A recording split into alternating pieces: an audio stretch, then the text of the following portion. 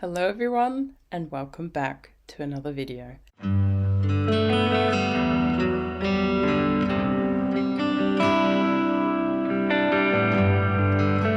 going to say it straight away. Get prepared. It's going to be a long one.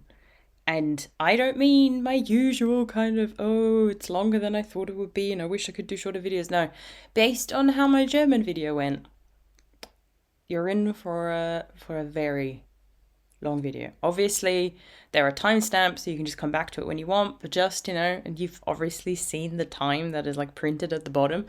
But, I need you to be mentally prepared.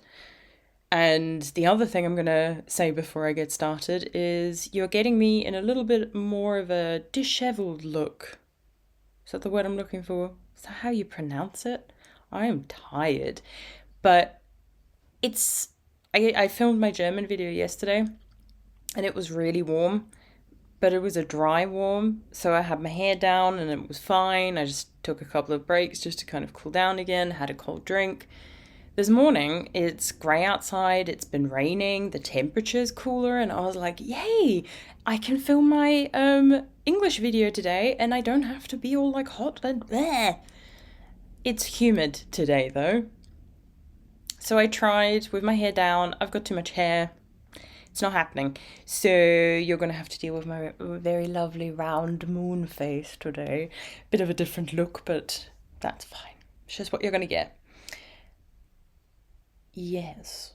Do I want to say anything about my previous video? So my previous video was the Make 9 update, where it was roughly midway into the year, and I was like, okay, let's do a update on how my Make 9 projects are going.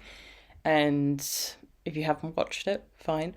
Spoiler, if you do intend to watch it, I'm doing pretty well with it. But I say spoiler, but everything in that video is also stuff that you see in these podcast videos. It's just more of a dedicated video if you want to hear how the Make 9 challenge, shall we call it, is going. Yeah, so let's dive into the knitting, I think. First thing, what am I wearing? Because I am wearing something knitted today, unlike my last podcast video where I couldn't bear it. This is the Aosta Summer top by the wonderful Sophie of the Knit Pearl Girl. This is like the third time now I think I'm wearing it. I really like it. I talked about it quite a lot in my previous video because I had finished it at that time. So it's meant to be a more fitted summer top. I, however, was like, I don't want fitted in summer when I'm hot. Give me loose and oversized. So I made a 3XL and I normally would make an XL. So you can hopefully see decent amount of positive ease there. Sleeves aren't too long. They're meant to be longer in the pattern. I didn't want that. I really just did my own kind of thing with this pattern. And the yarn I've used, I've also talked about extensively, is the Pima cotton. Is it called the Pima cotton or just the cotton? I get confused. But just whatever the name is, the cotton that you can get from We Are Knitters. I had 4 skeins in this dark copper colorway, I think it's called. And used up all of it. I had like a meter left, maybe 2. I always say a meter, and I bet you it nearly never is a meter. But it really just worked out perfectly. I talk about that in length in my previous podcast episode about how I kind of made sure I could use as much of the yarn as possible and to kind of determine, am I going to have to buy another skein? Didn't have to. So I might update, now thinking about it, I'm going to make a note of this genius idea I've just had. I'm going to update my Ravelry page for this pattern, as in like my project page, because I think I used 4 skeins, but I'll provide, and it says I made the 3XL, but I'll say how long I made the sleeves and the body.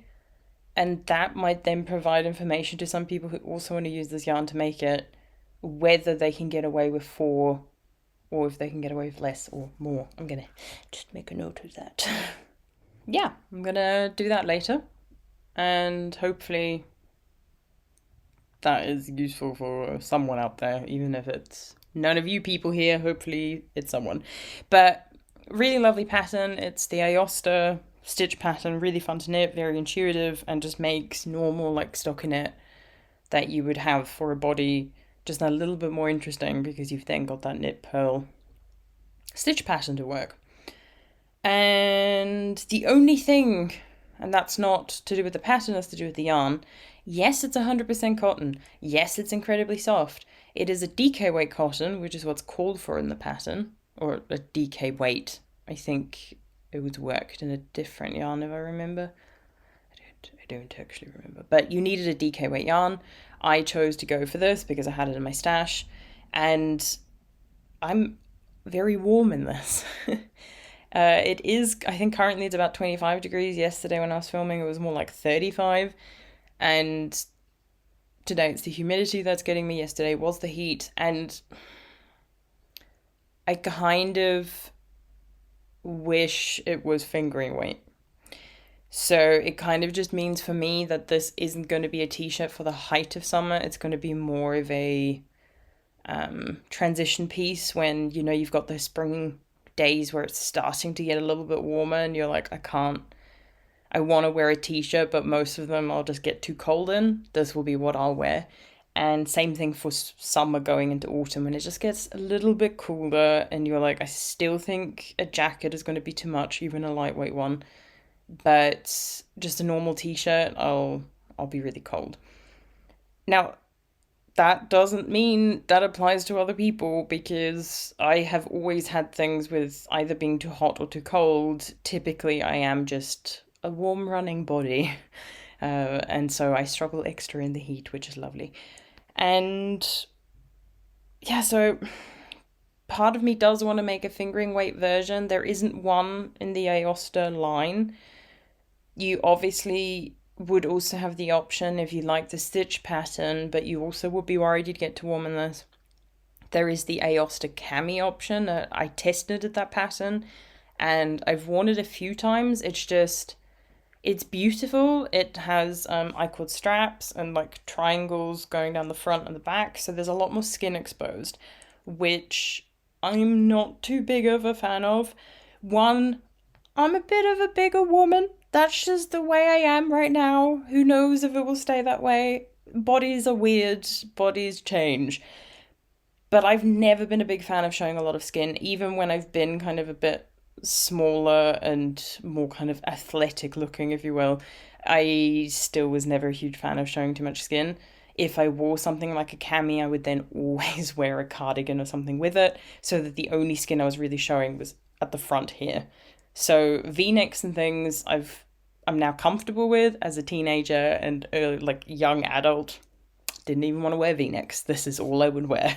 Technically, things that went right up to my neck. My mum can confirm this.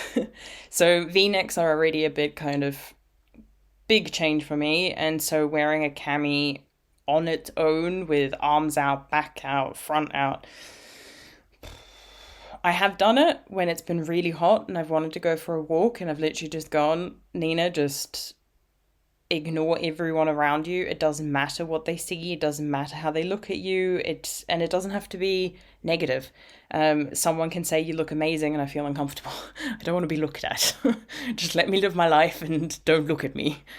Because I just don't think looks are important. And so whether it's a positive or negative way that people look at me or then talk to me about my looks, I just don't like it. Just never have.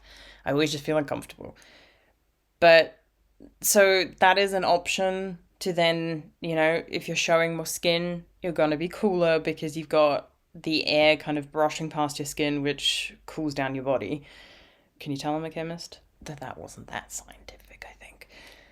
So that is an option for people who are okay with showing a bit more skin. The good thing with that pattern is Sophie spent a lot of time making sure that you would have the coverage that you want. So when it comes to kind of how much coverage I have for my chest, that's not the problem. That is really nice. I feel safe in it. I wear a bra with it, even if you can see my straps a bit. It's more just, it's so much skin, which I just don't like. So option for some people, maybe, not for me. So I just need to still have a think about my summer knitting plans, and maybe next year will be the time where I'll try and make a few more things and see. I just need to improve my summer wardrobe when it comes to knitting, because I just always wear these really loose, baggy, kind of gross t-shirts, and I'd rather wear the equivalent as a knitted thing though, and something handmade, which is nice. So that was a very long way of explaining what I'm wearing. I hope you're still with me. And I've got quite a few finished objects. It's not really more than what I normally show off. I always have a decent amount because quite a bit of time passes. I have so many projects on my needles that what tends to happen is all of a sudden I'll have a day where I'm like, I need to finish some of these older projects where, I don't have that much left. And so within a couple of days, I'll finish quite a few projects, and then I'm back to weeks of not finishing anything. And normally by the time I get to a stage where I'm like, I've got way too many finished objects, I'm like, I need to film now. And I'm hoping in the future to be able to get into a rhythm where I film more often and more regularly, and then, maybe my videos won't be as long, or maybe it just allows me to spend more time talking instead of like feeling I have to rush through things. And I like those podcasts where people spend some time at the end kind of just knitting and chatting. I just never seem to get around to that because I get to a stage where I filmed 1.5 hours, 2 hours, and I'm like, I can't face just sitting and talking now. I'm exhausted. So it'd be nice to film more often, and then my videos lengthwise maybe won't be affected, but I'll just get to just do more of what I want to do, I guess, is what I'm trying to say. I'm drinking out of my Darmstadt mug, which I got. It wasn't even a tourist shop, it was just like a bookshop in Darmstadt. I'm drinking a cup of Yorkshire brew, biscuit brew. It's Yorkshire tea biscuit brew. I love that tea, and I thought, oh, it's cold there, I'll have a cup of tea, but it's humid. So yeah, I've got quite a few finished objects like always. Then when it comes to whips, I think I've only got 2 old ones to show you, and the rest are new. But in my defense, I think quite a few of them I'd already started quite a while ago and just didn't show off because there wasn't much to show. So it's the new cast-ons from your point of view, but for me, they've been on the needles for quite a while. Not that I need to justify my casting on of my knitting in general. I do often get people who either comment on my videos or message me on Instagram, and they're like, wow, you have a lot of stuff on your needles. But then they always kind of say like, but that's kind of okay. You finish a lot, so you can start a lot. And some people will say, you don't have to justify having casting on new things if you haven't finished anything. I'm like, I know, I'm not really justifying it to any of you out there. I'm justifying it to myself. Because no one is harsher on me than me. If you know, you know. So I'm just going to leave that. And then I've got quite a few plans to talk about what I'm going to be starting next. Because I am in a bit of a pickle and I did it all to myself. So we'll get onto that towards the end of the video. So, finished objects. Let's start with one that I should have finished a long time ago. And I think I had finished it. Like, this is like one of the first things I finished because I was just like, Nina, this is ridiculous. Why are these sitting around? And I've shared off one of these before, so it's a pair of socks. And it's the Taival socks by Sari Nordland. So like I said, I had one done already. With the second one, I think I'd finished like the leg and was about to start on the heel. And yeah, I think I did most of the rest of that sock in like, was it an evening? Maybe 2. It's sport weight yarn, so it goes by a lot quicker. I also then had to use slightly thicker needles. I think it was 3.5 or 3. Either way, thicker than what I'd use for fingering weight yarn. Obviously, you have to. And I folded the cuff down, because this is how I would then wear it once it cools down, but it's actually like this long. But I just don't think it looks good when they're like that, so I've just been keeping them with their cuff down. They've been washed and blocked already, because like I said, they've actually been done for quite a while. And it's hard to see with this yarn. I'll talk about it in a sec, but you've got this beautiful stitch, cable running down it. Is it a slip stitch? I think it's a slip stitch that you have. Really hard to see with this yarn.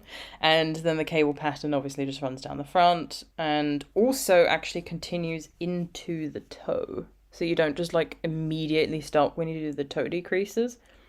And most pattern socks I've ever done typically stop like at the toe decreases, and you kind of just stop what you're doing and then you just do a normal toe just in stockinette. So it was a nice change. There was a chart for the toes, a chart for just the pattern in general. And I really love knitting from charts. Especially in the round, because it's much easier in the round since you don't have to read like right to left and then left to right on the like rounds back. And I just like charts. And I think it's a really nice pattern. I'd love to make it again. I just don't know if I have any sport weight yarn. So the yarn I used here was from Rico Design. It was like an alpaca sock one. So the reason it's a fluffy is because of the alpaca. And then it just has like wool, some kind of wool in it, and some nylon, which is why they market it as a sock yarn. But if you've been watching my videos, I've been getting a bit more into working with sock yarn that doesn't have nylon, because I just think it's interesting. If it works, why not use it?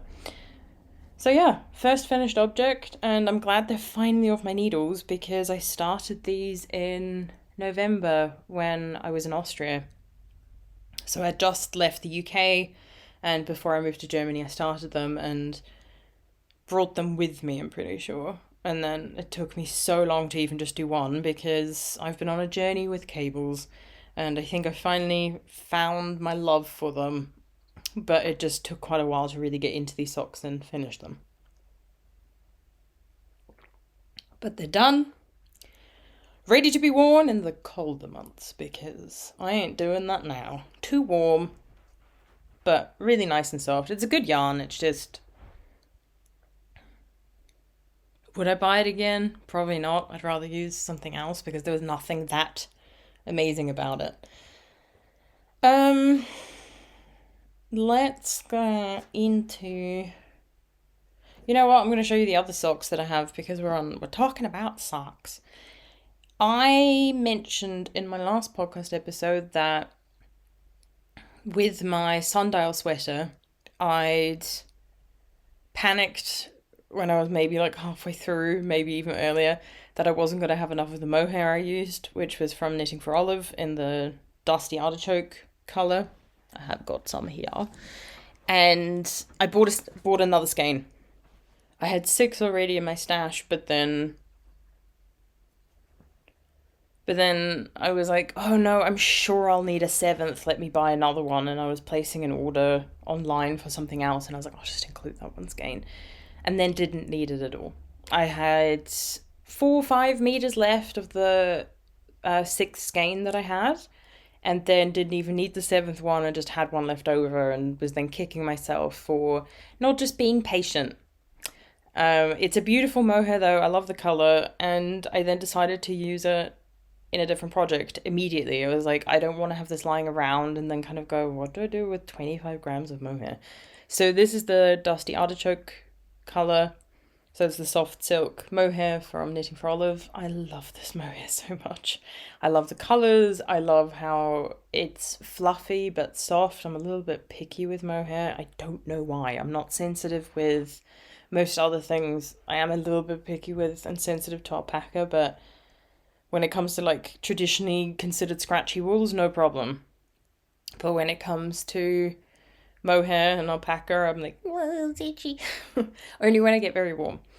But yeah, so I had that skein and then kind of looked like, what can I make with it? And then found that I already had a pattern by Melody Hoffman called the Whimsical Socks Volume 1, I think. Such a confusing name. And I whipped these out in a couple of days because it's like 4mm needles. I think I sized down to a 3.75 because I'm a relatively loose knitter now. I always talk about this. Used to be a very tight knitter, now I'm quite loose. And I think the original was done in 2 strands of Plesilope with a mohair. I used 2 strands of Nutiden that I had in my stash. This is the original Nutiden colour. So you can see it's changed slightly through the addition of the mohair because the mohair is a bit brighter and lighter, and this is a much more moody grey kind of green. And this colour is called Tunet, I believe, and wasn't from their latest update because that was the August one. I think it was the one before. But I had bought like 300 or 500 grams of this in like one of the bags that they sell. But I also got a decent chunk of it for free included in my order. I'm a Patreon member, so you often do get some freebies. I think they're doing less of that now, potentially. Don't quote me on this. But they now have kind of like these random assorted bags. And I think that may be replacing them giving it away for free. I don't know. It's just what I've noticed with my orders.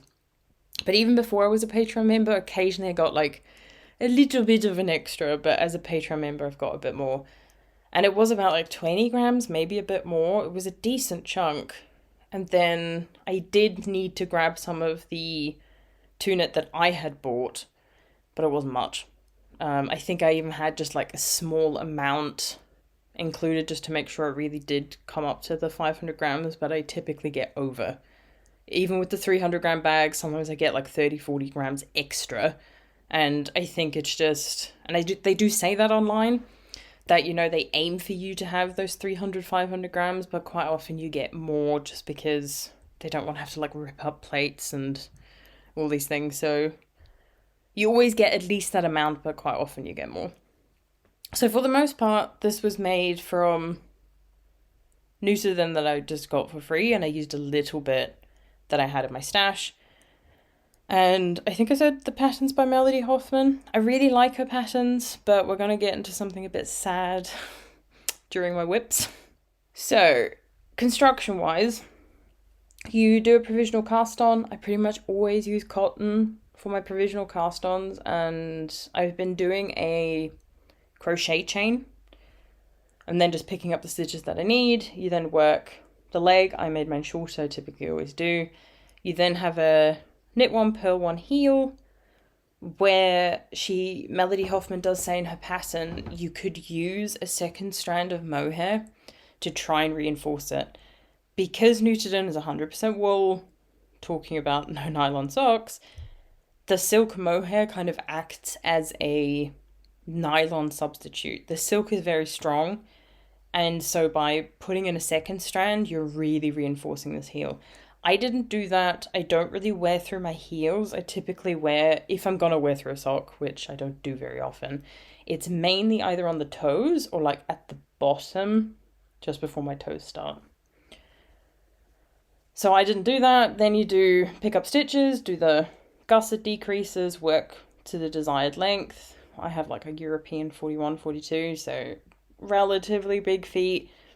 So I always have to make my socks quite long. And then I think it's just a normal kind of decrease, yeah. So they went by really quickly. And it's at the end where you then undo the provisional cast on, and do a knit one, purl one, and then do exactly what you do with the tulip sweater. I don't know if the stitch count is the same, but you just get these 4 little like scalloped edges, which just elevates the design in my opinion, and just makes them a bit more fun. So I haven't weighed this, I think. Let me check if I've weighed it. Apparently I have weighed it and I have about 6 grams left, so not a lot. Considering I started with 25, I could not make another pair. It feels like so much more though. Maybe it is right. I have a weight in my Excel spreadsheet that I use, and this is how much I have left, but I can't really tell you how much I started with because I used like the little bit I had, then I used a little bit of what I had in stash, and So not sure what this is ever going to become, but it will become something. And I can definitely see myself making more of these socks in the future. And I would also say, if you have something like Nutiden, Plesilope, or any yarn in your stash, you're like, oh, it's way too scratchy, can't use it for a jumper, can't use it even for a hat and stuff because it would itch too much, I'd recommend making these socks. And the reason is, I was very surprised that with how warm it's been, these weren't the most fun to knit. And I kind of reluctantly, when I finished the first one, finished it and was like, I'm just going to try it on just to make sure the length and everything is okay. And I tried it on, and even though it was incredibly warm, they were so soft. Like, touching it right now, I'm like, they are soft, but it's humid, I'm a bit clammy. It's not the nicest thing to be holding right now, especially the textured parts. The stockinette is a bit softer in my opinion. But on my feet, it felt incredibly soft, even when I was really warm. So a really good pattern to consider if you've got some yarn where you think it's just a bit too rustic, maybe you can get it to work on your feet. Because if you think about it, our feet go through a lot. So they probably aren't going to be as sensitive as the rest of your body. Though saying that, for me, I'm the sort of person that I struggle to walk barefoot on a beach. Because I feel everything. The sand's okay, but if there's even like a little shell or a little rock, I then scream out in pain because it hurts so much. I also, when I wear most shoes, will feel everything that's on the ground. So there's certain, like, living in York was hard at times because some of the like cobblestone areas that you had were really rough to walk on for me because I just have really sensitive feet. I don't know why. So considering I have very sensitive feet, it's more to do with like pressure and feeling pain, not so much like itchiness and things like that from anything that's not the softest. But yeah, there's a fun fact for you and my sensitive feet. And yeah, you'll hopefully see more of these in the future, and really cannot recommend the pattern enough. And I think Melody Hoffman even has one or two other patterns done in like Plesilope or Nutiden or something. So quite a nice thing, because you can just, if you're wondering, can I use this rustic yarn? How do I feel about it? Buy enough just to make a pair of socks, and normally you can get away with just using like 100 grams of it. Get a pair of socks, and especially if you hold it with mohair, it just gets a bit softer and is more likely to last longer because you get the added strength. So the Whimsical Socks, I think it's volume 1. I think there's like 2 or 3, so I'll have it written below. I'll have it written here and everything, so should be all good. Another project like the Taival socks that's much older, which I think I started before Yarndale last year, and Yarndale's happening next month, and it's finally done. It took a really long time, but it was a project where I decided I wasn't going to stress myself out about it. I'm just going to work on it when I felt like it. And that is my Fru Alstad. I've got my hair everywhere. So this is a shawl from 52 Weeks of Shawls, and just starting, there's a lot to show. I'll show it off in stages.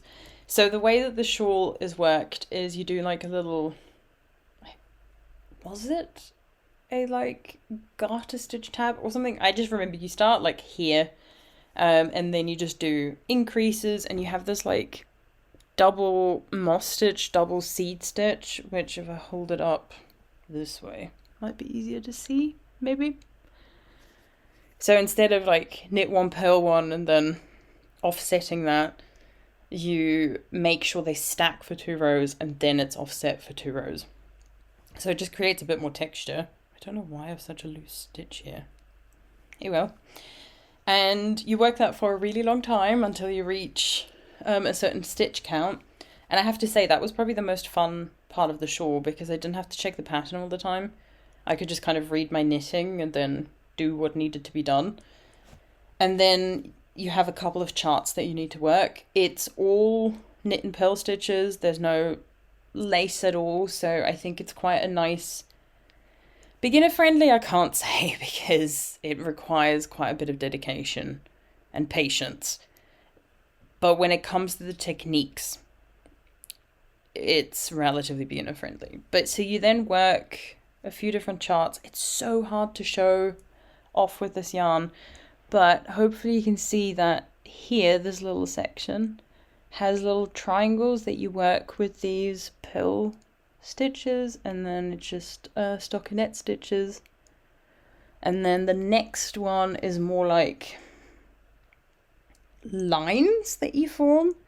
So you can, that one's really hard to see. If I bring it closer, can you sort of see these like lines that you form with the purl stitches? Then you have the triangles again, but they're worked so they kind of like mirror this one here. And then the final one, whereas about halfway through last time, and the one that really is the one where I think it's not beginner friendly, is, oh, there we go. What they call stars, I have been calling snowflakes. Can you see it there? Oh, there. And you've got it again on either side. Now, I didn't block this incredibly well. You can hopefully see that a bit. It's a very big shawl. It wasn't the easiest to block, so my snowflakes are a bit stretched lengthwise, and they need to be pulled a bit more. No, they've been stretched widthwise, and I need to stretch a bit more lengthwise. I'll try and include some footage, like close up, or some pictures, because in person you can see it quite well, but it's just really hard to show it off on the camera. And what doesn't help is the yarn that I used for this is from the Fibre Fox. I bought 3 skeins of the frosted Seaglass colorway, I think it was called, on the merino sock base. I'm not a huge fan of using merino singles, even for shawls, which this one would have probably been better in singles because you get more stitch definition, but I don't really like the look of it all that much. And the original design was done in a non-superwash yarn, I believe, and it was also just a little bit thicker of a yarn, but that's also what you get with non-superwash yarn, especially after blocking.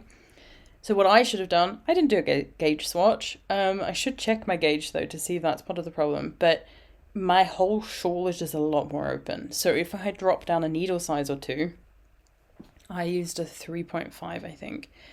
So if I'd used like a 3.25, I think you would have been able to see everything a lot more because there wouldn't be as much space between the stitches.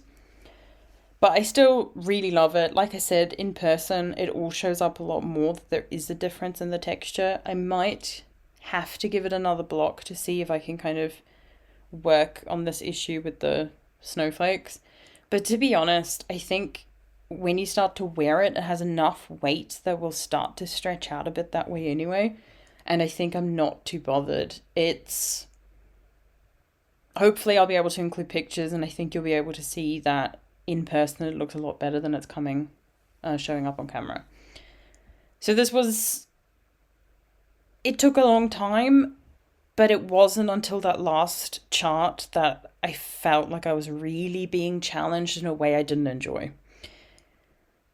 So I was going to say I'm not going to make it again, but I think I'd like to make it in a non-superwash yarn. A bit of a woollier, thicker yarn, and see how it then looks, because I think it will look even better. I should also say you have an I-cord bind off to do on all like 550 stitches or something. So that took a long time, but it was actually quite enjoyable. And if I show you the full thing, or try to, so I have to lean back. This is the halfway point here. So it then stretches all the way out to the other side and is really long as well. So the wingspan is really long, but it also means that the depth of the shawl is really long for this design. And I personally prefer a shawl that has a really big wingspan, but the depth isn't too, it's just not too deep.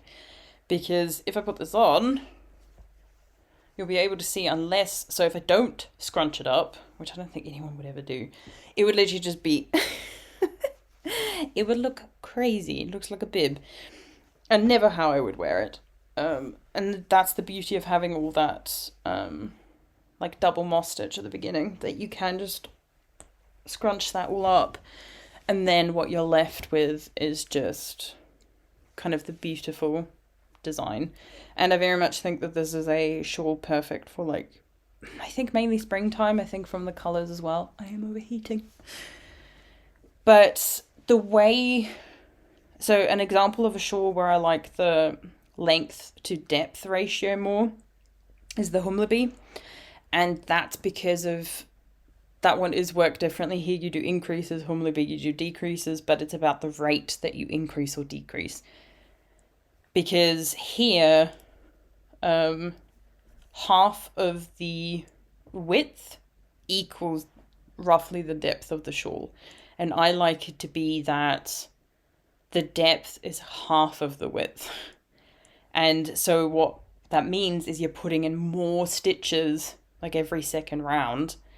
And so you're increasing the width, but you haven't knitted as many rows yet. And that's just, it's what I prefer, because you get a shawl that I think is then easier to wear. But the frustrating thing can be if people make shawls that aren't as deep, they often also don't make them as wide, which can be hard for people who are a bit bigger or have broader shoulders, because you then have like this tiny little shawl that you can barely get around. So shape-wise, this isn't my favourite. Not something, well, I could probably modify it because you've got all that double seed stitch, moss stitch at the beginning, but I don't think I want to, and we'll see whether I knit it again. But I do think it's beautiful. I'm really happy with it. I can't wait to kind of get some use out of it, but I do think it's more of a spring, summer kind of shawl. But if I do get a chance to, you know, for example, visit my parents in Dubai, the winter there is like spring most places, so I'll be able to get some use out of it there, especially when you then go into the malls where it's a bit kind of colder and things, or in the evening when it can get a bit chillier. This is going to be a nice thing, and it's a bright, nice colour. So the yarn is beautiful. Probably not the right choice for this shawl. That's on me. Pattern was really easy to follow. It's just that final chart is really rough because it's 2 pages. So if you've got the 52 Weeks of Shawls book, you'll know what I mean if you look it up. But it's 2 pages, and it's just a really big chart, and you don't have a lot of like, even like the repeats. You do have repeats. There are, I think, like 10, 12 stitches or something, but it's more that there's not an easy way to determine what the next round is going to be, and you have to read it. This is exactly what I meant with the chart earlier. Reading these charts, right side row you read right to left like you normally would, but on the wrong side row you have to read left to right, and because it's worked flat, inverse what the stitches are. So if on the wrong side it tells you need a purl stitch here, you have to knit one because you need a purl stitch on the right side and you're working on the wrong side. So it's a bit more labor intensive and like intense for your brain, which is why it took me so long to finish that last chart. By the end, I got into much more of a rhythm because you repeat everything twice. The position is different, but the stitches that you have to knit is the same. And so you start to get an idea of like, okay, these lines have to go this way and then they stop here. And I understand with the stars that it's increasing this way. But it's still not easy. It's really not an easy chart. And you typically don't see until you're on the right side row if you've made a mistake. So at least that's not too bad, dropping back, like down 1 stitch, like 1 row. But when your rows get so long, it just wasn't easy breezy knitting, and I've been really craving that. But it's done. I really do love it, and we'll see how much wear I get out of it, but I'm just really I'm really happy with it. It's one of those things where it was nice to have a shawl finish considering my struggles with shawls and knitting them, and just not kind of putting pressure on myself because there was no need to get this done quickly. It wasn't a present. It wasn't, a sample knit. It wasn't something I wanted to wear at a yarn show. It's just, yeah. It's one of those projects where I'm really actually proud of myself, so that's always nice. Another shawl that I have where this one's a bit, embarrassing's the wrong word, just stupid on my part, that I haven't showed it off in a podcast episode, but now it's a finished object. But I've been working on it or handed on my needles for quite a while.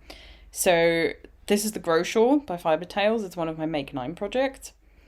And I showed it off in my Make 9 update, and I wasn't done with it yet. I think I'd finished the chart, like the design at the bottom, and was then just working the decreases, but wasn't that far yet. And then within a couple of days of filming that video, I finished this whole thing. So I'll show it off first before I keep talking about it. So this is the Gro Shawl. So you can hopefully see that it has these beautiful like leaf and flower kind of designs. This is blocked and washed already. And then also these beautiful braids running down it as well, which was so much fun to knit.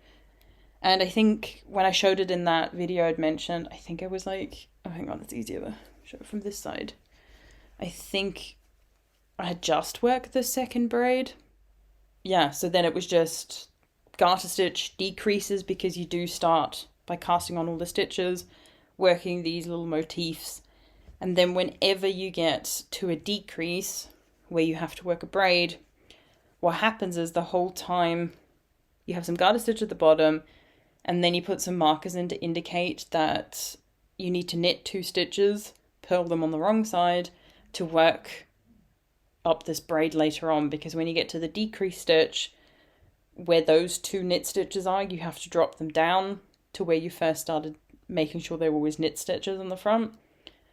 And then you have all these bars of the yarn because you've unraveled that stitch, and then you use a crochet hook to like pull multiple strands through and work up this really beautiful braid. I loved it. And so it was just really nice because with the Humleby shawl you just have garter stitch and decreases, that's it. And with this one, every now and then you have to work this braid. And while the stitches become less as you're doing these decreases, your braids get longer and longer. So the final one, I got comfortable on my bed, got my crochet hook, was watching like Critical Role or something, because like, just look at how long this last braid is. It took quite a while, but it was a lot of fun, and I definitely want to make another one. The biggest issue I had was, well, the biggest issue I have now that it's done is I don't think it's big enough for me. So this is roughly how wide it is. So potentially about half the wingspan, but this isn't really the wingspan of the shawl. Like, this is what you cast on, but the wingspan is actually the decrease side, which is much longer. But it's not as long as the Fru Alstad, and I would have wanted it a bit bigger. It is, I think, one of those shawls where it's the depth is half the width, which is not my favourite. And I think in the like original photos, when you look at it, the designer is much, much smaller than I am, height and everything. But I think for her, it's like a big, almost blanket. And for me, it's like, it's not that size at all. And the yarn that I used is Nutiden held double, which is what was used in the original pattern. And in the pattern, Lega tells you you'll need 300 grams of Nutiden, but that with her design, she literally just managed to get the shawl out of those 3 skeins, or plates, I should say. So she recommends, you might want to consider having a little bit more lying around, just so you don't, run out of yarn just at the end, because you can't just go out and buy more Nutiden. You'd have to get it from someone else. or continue with a different colour. So I had a 300 gram bag of this colour, which is called L&J. This one's always really hard to see, but it's a very kind of light spring green. If I compare it, if I can find it. This is the one I showed before, which is Tunet. So hopefully you can kind of see this is more grey and brown and moodier, and this is much lighter and more spring-like. And that's what I really love about that colour. So you can kind of, this is more of like the true colour here. It's like a yellowy kind of green, and just, oh, it's just so pretty. But out of the 300 grams, I have this much left. I might have weighed it. Let me check. This is like my catchphrase right now. Let me check if I've weighed my yarn. I did, and I have 96 grams left, which means, like I said before, those like 300, 500 gram bags don't always contain that amount. You typically get more. So I should weigh the shawl and see how much I have in total, because it might be that they gave me more like 340. But still, I have 96 grams left, which is way more than I should have left. I should check my gauge and see whether I am spot on. I just use the recommended needle size. Like I said, I'm a loose knitter. It's also, when it comes to Nutiden, I knit even looser normally because the yarn can break quite easily. This one's quite sturdy. A lot of the newer ones have been much airier and harder to work with. But especially when you're then working with a double, it's really easy to work with, actually. But yeah, so I have quite a bit of yarn left, which is a shame because I really did want to use all of it. Though I was worried I'd run out of yarn, which is sort of comical now. So it's really beautiful. I'd love to make it again. I have more Nutiden I could use. I'd also be interested in doing it in a different yarn as well, but I have no idea what I would use for that. And this is the second shawl that I've worked, like second design, where you start with all the stitches cast on and then work decreases instead of increases. And I can confirm it's my favourite way to work up a shawl.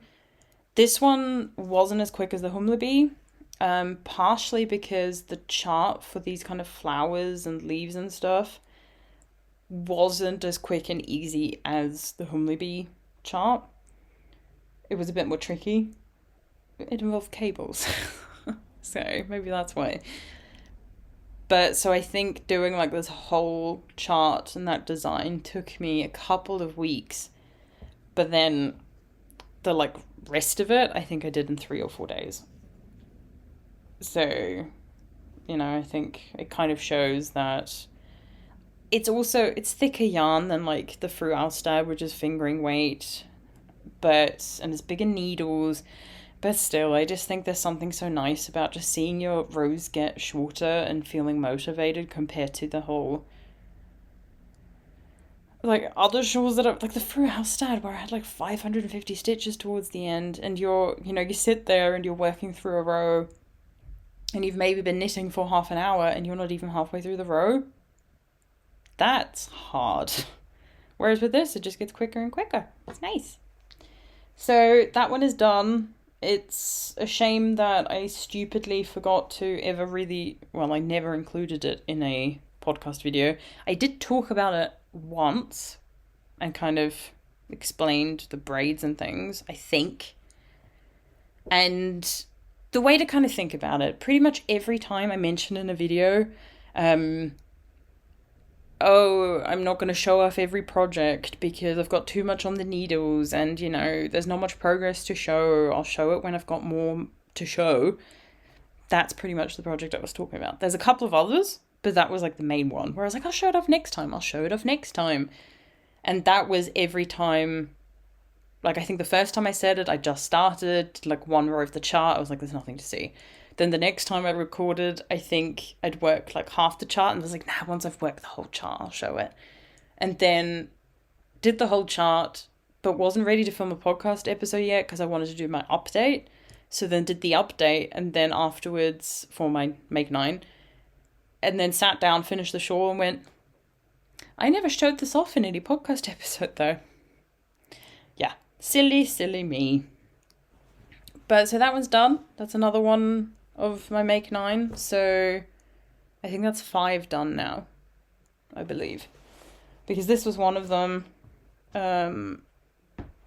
And I've got most of them on the needles now, but you'll see that later on. No spoilers. Next is an old project that I finished. If you remember last time, I shared off the season sweater, which I'm just going to quickly show again now because I've blocked it. And this baby has grown. I did gauge swatch, which I talked about.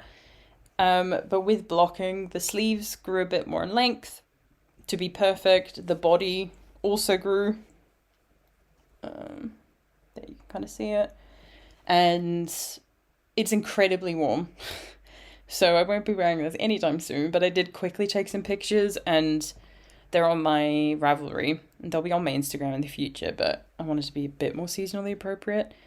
But blocking really did a lot. The fisherman's rib really did stretch out, and it kind of became this big, baggy, oversized jumper that isn't exactly what I was looking for. I was looking for the fit recommended, but at least it's now a good baggy oversized instead of I'm being eaten by my jumper, which it kind of looked like before, and especially with huge sleeves, but they were short, and then huge body, but that was short too. So it's just the whole fit kind of really got better with blocking, which is like, thank you, blocking. But yeah, so I just quickly kind of wanted to show it off. And if you kind of look at the stitches here and compare it to my next finished object, is in November in Austria, at the same time when I started the Taival socks, I started the Oversized Seasons cardigan, also by Lehto, same designer as the design I just showed off, and it's done! So it's the same stitch, but I gauge swatched for this one, so it fits the way it is intended to fit. So in my last video I talked about that with the sweater you need to do quite a bit of purling, because it's half fisherman's rib in the round, where one round is purl one, knit one below, next round has to be all pearls. With the cardigan, you have very little purling, because you do the whole knit one below, purl one, but then on your like inside rows, so the wrong side, you then just knit all the stitches, because that gives you a purl on the right side. So yes, if you don't like to purl, this is better, but obviously depends if you want a cardigan or a jumper. And this one went relatively quick. It's an interesting construction, so I'll talk about that first. So you start, the button band is actually worked at the same time as the jumper, which is amazing. That at the jumper, it's the cardigan. It is amazing because when the cardigan is done, like when you've done the body knitting, you don't have to go back and do the button band. But it was a pain because you needed to have a different size needle on there for the button band. So when you were working, like even from the beginning, you had your main kind of needle for the like body, the main fabric of your cardigan. And then I had DPNs at both ends in a size that was, I did this on 4.5, so my DPNs were 3.5s. And you just always had them like sticking out at the end, and I was always worried when I pulled the project out that all of a sudden that would come out, and they did occasionally, and I just had to kind of work with it. But the way that the construction works is you actually start with a bit of the button band. You work one side, and then you pick up stitches for the other side. And so you do get this kind of like almost seam, which I think is really nice. I actually quite like that. And then once you've worked it to a certain length, you then pick up stitches to be able to then work your raglan increases. And yeah, then you just kind of work it as a normal kind of cardigan, and you have that button band, and then eventually you do buttonholes. I haven't put my buttons on here yet. I know, bad. I'll do it soon. My buttonholes aren't the prettiest. Most methods of buttonhole making I don't like. There are a couple which are better, but I still have never found any method that's as clean as what you get in sewing. But if you compare how you kind of have to work it, it makes sense. But I think they'll be fine once the buttons are on, and especially if you wear it closed. And even if you don't wear it closed, no one's going to be looking at the buttonholes anyway. But the buttons I've settled on, and I've got my stitch markers in here to indicate where the buttons need to go. I just haven't put them on because I have to have a day where I'm like, I'm just going to do this. I'm going to do all those little tasks that I've been avoiding, and one of them is buttons. So I had to order buttons for this cardigan. I have a collection of buttons, but they're more like 15 millimeter, 2 millimeter, and I needed much bigger ones for this. But I ordered it off Etsy of someone who hand makes them relatively close to me, but I just got them shipped to me. I don't think they even offer pickup. But to kind of give you an idea, I ordered 2 different colors because I wasn't sure what would work. I had an idea, but I was like, just to be safe so I don't have to order more and I'll use them. First, I thought maybe these light ones, and it's nice, they'll work. But the ones I'm going to use are the dark ones. That's what I prefer. It's interesting how much buttons can change, like a garment, but I'm really feeling these dark ones. So I have enough of both of them, and these other ones will get used at some point. So they're wooden buttons, and hopefully soon I'll just sit down and do it because I want my stitch markers back. And it'll be nice to really call this finished and be able to wear it once it cools down again. And is there anything else I wanted to say? I feel like there was something else about the buttons. Well. The yarn that I used, let's talk about that, is by Kamarosa called Snefnug. That's how I'm going to pronounce it. In this kind of like light-ish kind of blue. I don't remember how many skeins I used, but I have this full 50 gram one I didn't touch, and then I have most of another one. So almost 100 grams. And annoyingly, normally what I do, and I can't remember if I did it for this one or not, normally I always try to do the sleeves first, and then use the rest of the yarn to make the body as long as kind of possible, because normally bodies are just never long enough, like in a jumper or a cardigan, for my height. But for some reason, I didn't do that with this one.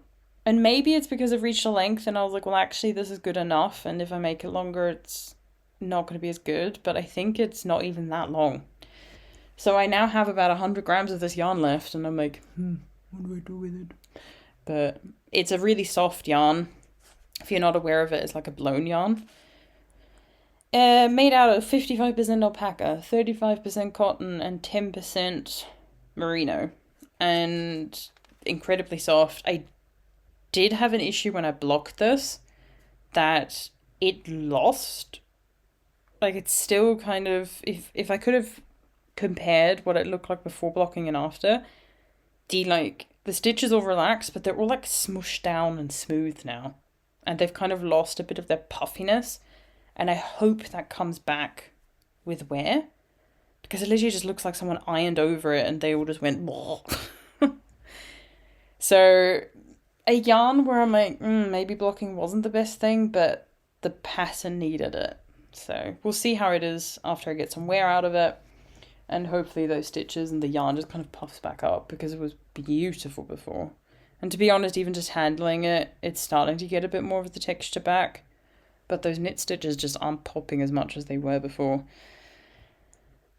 Yes, so that's the Oversized Seasons cardigan. A project, like I said, I started last year in November and is now off my needles. So that feels really good to have another older project off my needles, because that's what I'm really trying to focus on now. Trying to finish old projects while also obviously allowing myself to do newer projects, because, knitting is fun and I don't want to police myself and say no more new things until you've finished all the things from the last few years. We're not going to do that. But I think it's important to remember that it's also nice to finish those old things, because then it means I can wear them. And it's also, there's a reason I started them, so either I need to frog them or finish them. So I'm trying really hard to actually get some of those old projects off and kind of focus just on one or two at a time, which you'll see in my whip section. So I have one more finished object. Yes, I was just checking my notes because I can't remember. So once again, I think this one shouldn't be a surprise. If anything, it should be a surprise that I didn't have it finished last episode. And that is the Velvet Mirror Cowl by Andrea Mowry. So, in my last episode, I was talking about, I'm worried I don't have enough yarn. Seems to be the thing I'm always stressed about. But the yarn I used for this was, I can't say scraps, it was leftovers from my Illuminate sweater by Andrea Mowry. So the blue that you're seeing is a BC yarn, 100% merino, or 100% wool at least. Sport weight. And then the fuzzy lighter yarn is a Suri Alpaca Cumulus base by Fibre Spates. Oh, I'm still from the sneezing. And I had quite a bit left after the Illuminate sweater, and then was like, I think I have enough for this. And I think I did sit down, look at the recommended yardage and stuff, and determined should have more than enough, but it's still, you know, you start to sweat and panic, especially when you get halfway through and you're like, but I think I've used more than half the yarn that I had. And I shouldn't have been worried. First of all, I said that if I thought I didn't have enough yarn and I had to shorten it a bit and kind of fudge the last repeat, I wouldn't put the twist in, but you can see, put the twist in. And I have a decent amount of yarn left. So this is the sport weight yarn. And here's the two skeins of the, it's such a mess. The two skeins of the Suri Alpaca. So not enough to like immediately do something with it. So this will just go back into kind of my scraps now. It's still not, in my opinion, scraps, but it's something where I can't immediately like use it for something because I don't have like more than 100 grams. But yeah, so it's done. I will say I was a bit of an idiot towards the end. First of all, I talked last time the mistake that I made with casting on in the wrong colour. It was meant to be the Suri in the lighter colour. I cast on in the dark blue. And then when it came to grafting, I think this is where I've grafted. It's sometimes really hard to tell. So this dark blue line should have been in the Suri, and the Suri line here should have been in the dark blue. So they should have been switched around. And I kind of made the choice, well, I don't want two blue lines next to each other. We're just going to, you know, wing it and go with the Suri. So I had to do the Kitchener stitch with Suri. Not the most fun, but it's fine. I've done it plenty of times and I've made 2 litmus cowls. My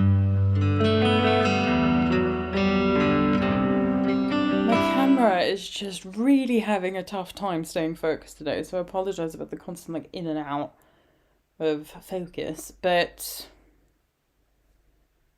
yeah, I've made the 2 litmus cowls, so I had no issue kind of just figuring out like the Suri is just so much grippier, which makes the Kitchener stitch harder, but it was fine. And so it is just a little bit different than what it's meant to be in the pattern, but it doesn't bother me.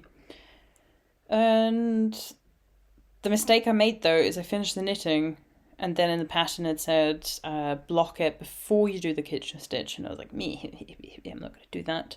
It's fine. I don't need the stitches to be perfectly flat to be able to do Kitchener stitch. Yeah, that's not why. Like, that might be part of the recommendation, but the reason the recommendation is to block it before you Kitchener is because once you've Kitchener stitched it and you want to block it, you all of a sudden have a twist. And that makes it really hard to block.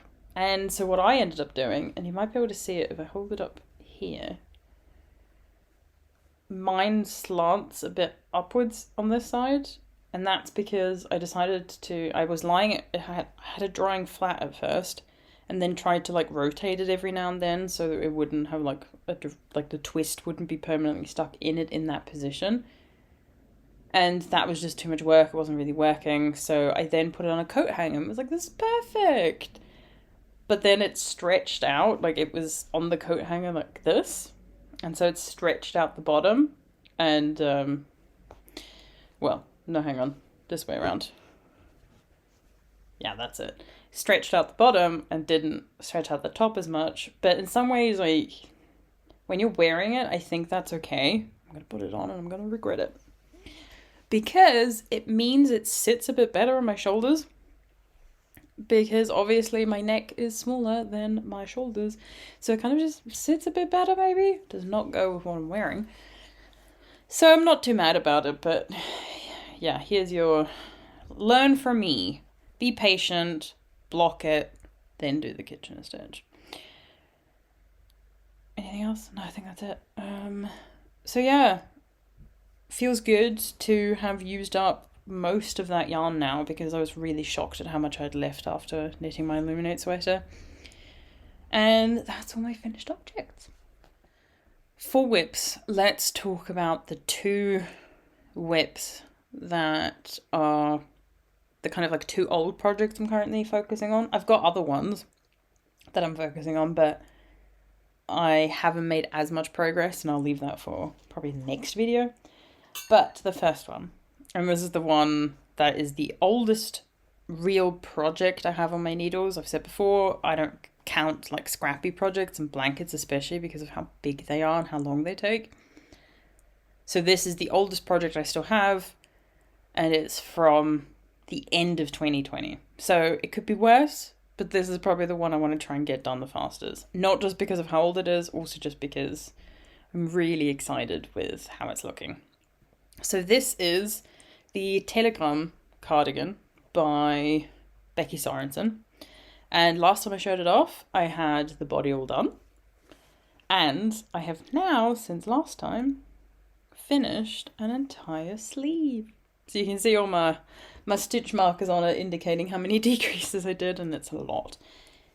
So with the sleeve, it was a bit of, this is where I was starting to stress a lot more, because this is where I was going to find out whether my decision of increasing the number of rows per colour was a good choice or not. So to kind of tell you the story of this cardigan, when I split for sleeves, I was, for the most part until this dark blue colour, I was working 6 rows of each colour, alternating with the other days to create this fade. And when the dark blue colour hit, I think it's like day 13, I decided to do 8 rows instead to get a bit more length and use more of the yarn. And the reason I thought it would be okay is because with the sleeves, you're working decreases. So I kind of calculated by the time I get to this colour on the sleeves, I'll have decreased this many stitches already. I think we're going to be okay with me doing 8 rounds instead of the 6 and have the colours match up both sleeves to the body. And so I finished that one sleeve, and you know, obviously it worked out because I still have to do the other sleeve. And I did have to, towards the end of I had like 3 or 4 days left, and I looked at the length of the sleeve and tried it on, and I was like, if I work it exactly the same as the body, it's not going to be long enough. Which I thought was surprising, because I think normally my sleeves and the length of the body, they're almost the same for me. And I work the ribbing longer than I did for the body. But I already knew I wanted to do that. The shorter ribbing made sense for me on the body. I wanted a longer ribbing for my sleeve cuff.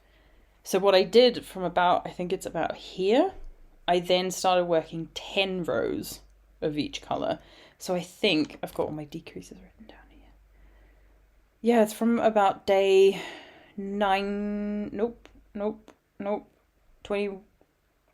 Yeah, day 22, 23 and 24. I did more rows.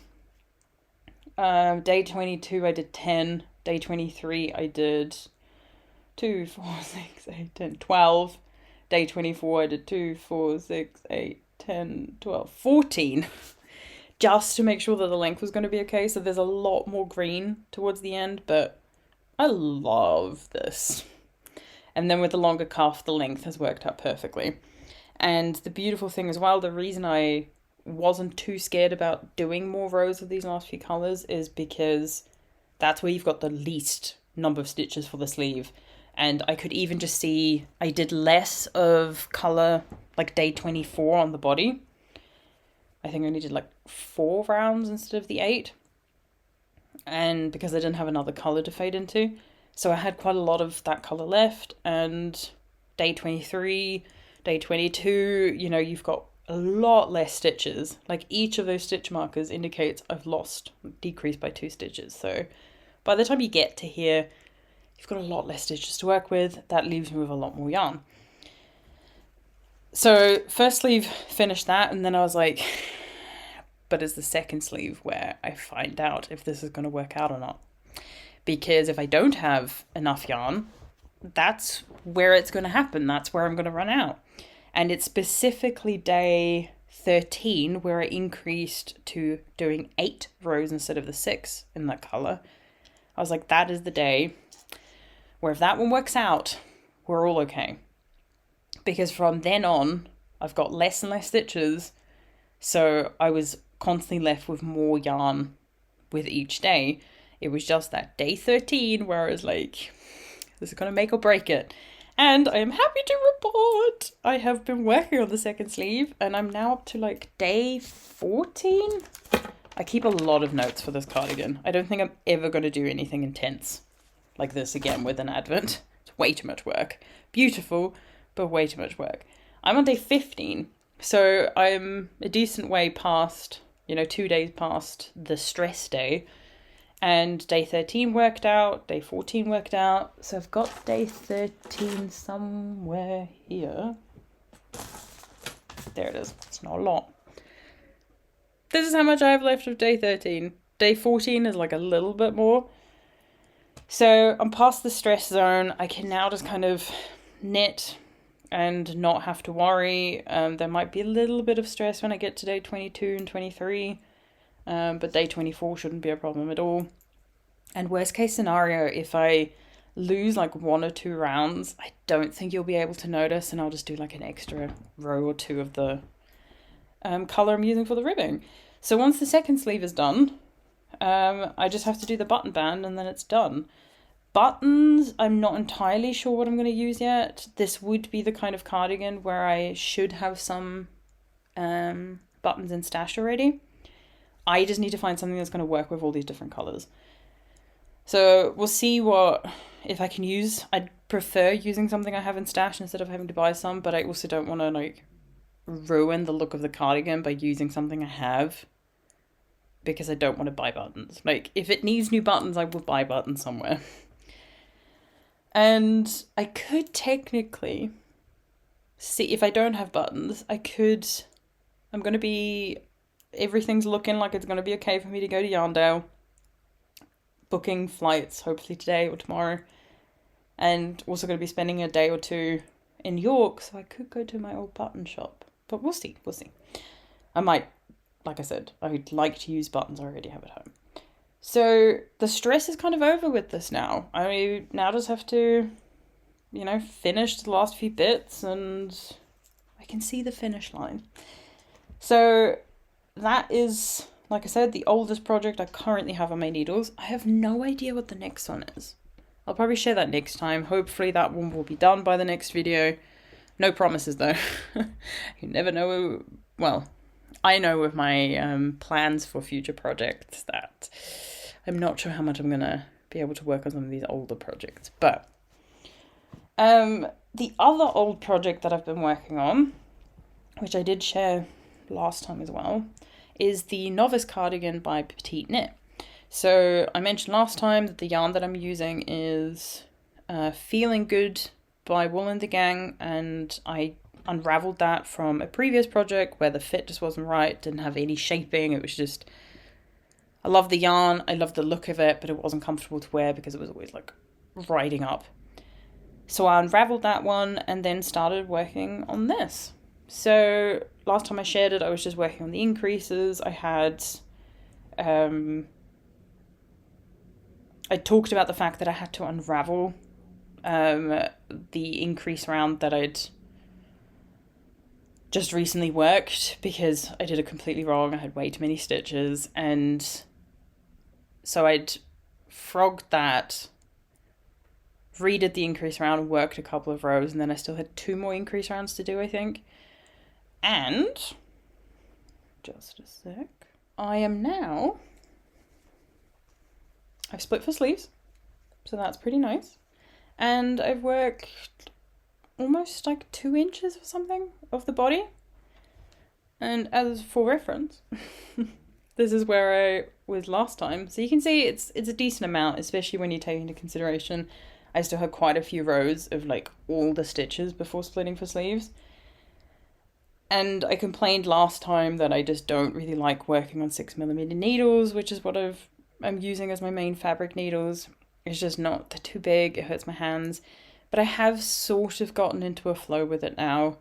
It's a nice project where if I want something easy to work on, it's a really good one. It's just knitting one side, purling the other, and I don't know, when I actually just told myself, no, just keep working on it, you'll get into a rhythm with it, and I did, and it's been really enjoyable, and that's why I've been able to do quite a bit of the body.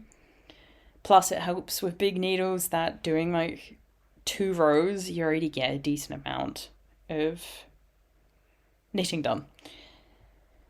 So I have now finished another skein of the suri that I'm using, which is the same as for the Velvet Mirror Cowl. So it's also Cumulus by Fibre Spates. It's just in a dark red colour. And this is the frogged yarn I was talking about. And I had a skein of this dark red Feeling Good yarn that perfectly matches the suri, but I only had one. I wanted to reuse this old yarn. So I'm hoping I'll have enough of this for the button band and all the cuffs. Here's hoping. Otherwise, I'll see where I am at the end. It will be enough for the like ribbing at the bottom and the cuffs. I don't know if it will be enough to do the button band. And if it's not, I'll either just, buy a skein, or if I still have a decent amount of this yarn, my main yarn left, I'll just use that. I just want to try and avoid buying more yarn and use what I have. But because I've just finished both the Suri Alpaca and the Feeling Good yarn, I think I should start on the sleeves to make sure that I kind of just get, like I said, I normally like to do sleeves before I finish the body. But I've got a lot of sleeves that I'm currently working on. So I've obviously got the sleeve for the Télégramme Cardigan, I've got the sleeve for this, and then I think I've got 2 more projects where I'm working on sleeves as well, and it's just a bit, do I have to make sleeves all the time? So we'll see whether I do that or just decide to keep working on the body for a bit, at least for, another ball of the Suri Alpaca. But making progress on this and actually enjoying it. So part of me is really tempted to just keep working on this because, I don't know, it's just been really nice all of a sudden. When you hit the flow of a project you weren't enjoying all that much, and then you just want to keep working on it, but you've got other stuff you should be kind of more focused on. Yeah, that's where I'm at. So the next projects are all new projects.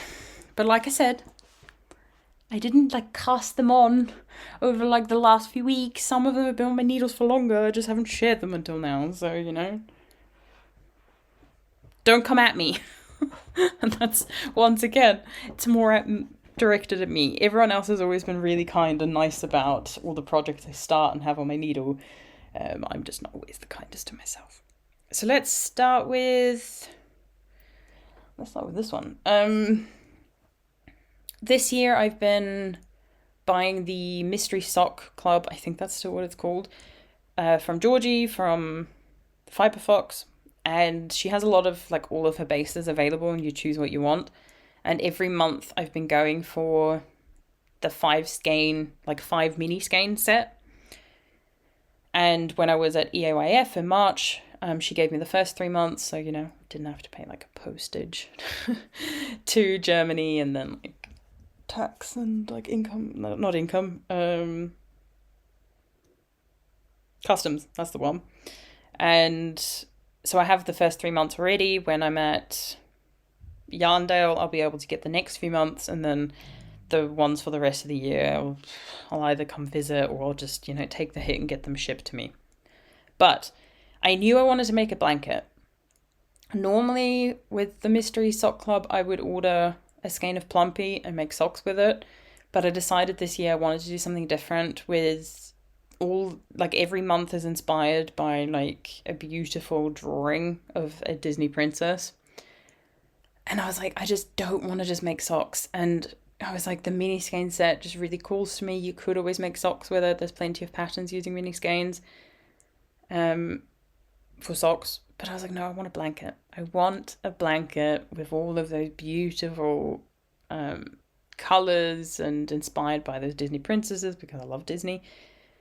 And it took me a really long time to find a pattern, because you can get what most people kind of do when it comes to like scraps and things or mini skeins is something like the coziest memories, or the, what is it, like, there's those ones where you do like a little, like, is it chevrons or something? Can't remember the names now, but there's plenty of different patterns where you can use mini skeins. It's just nearly every pattern you work in garter stitch. And I understand why. It's worked flat, so working in garter stitch makes the whole thing a bit easier.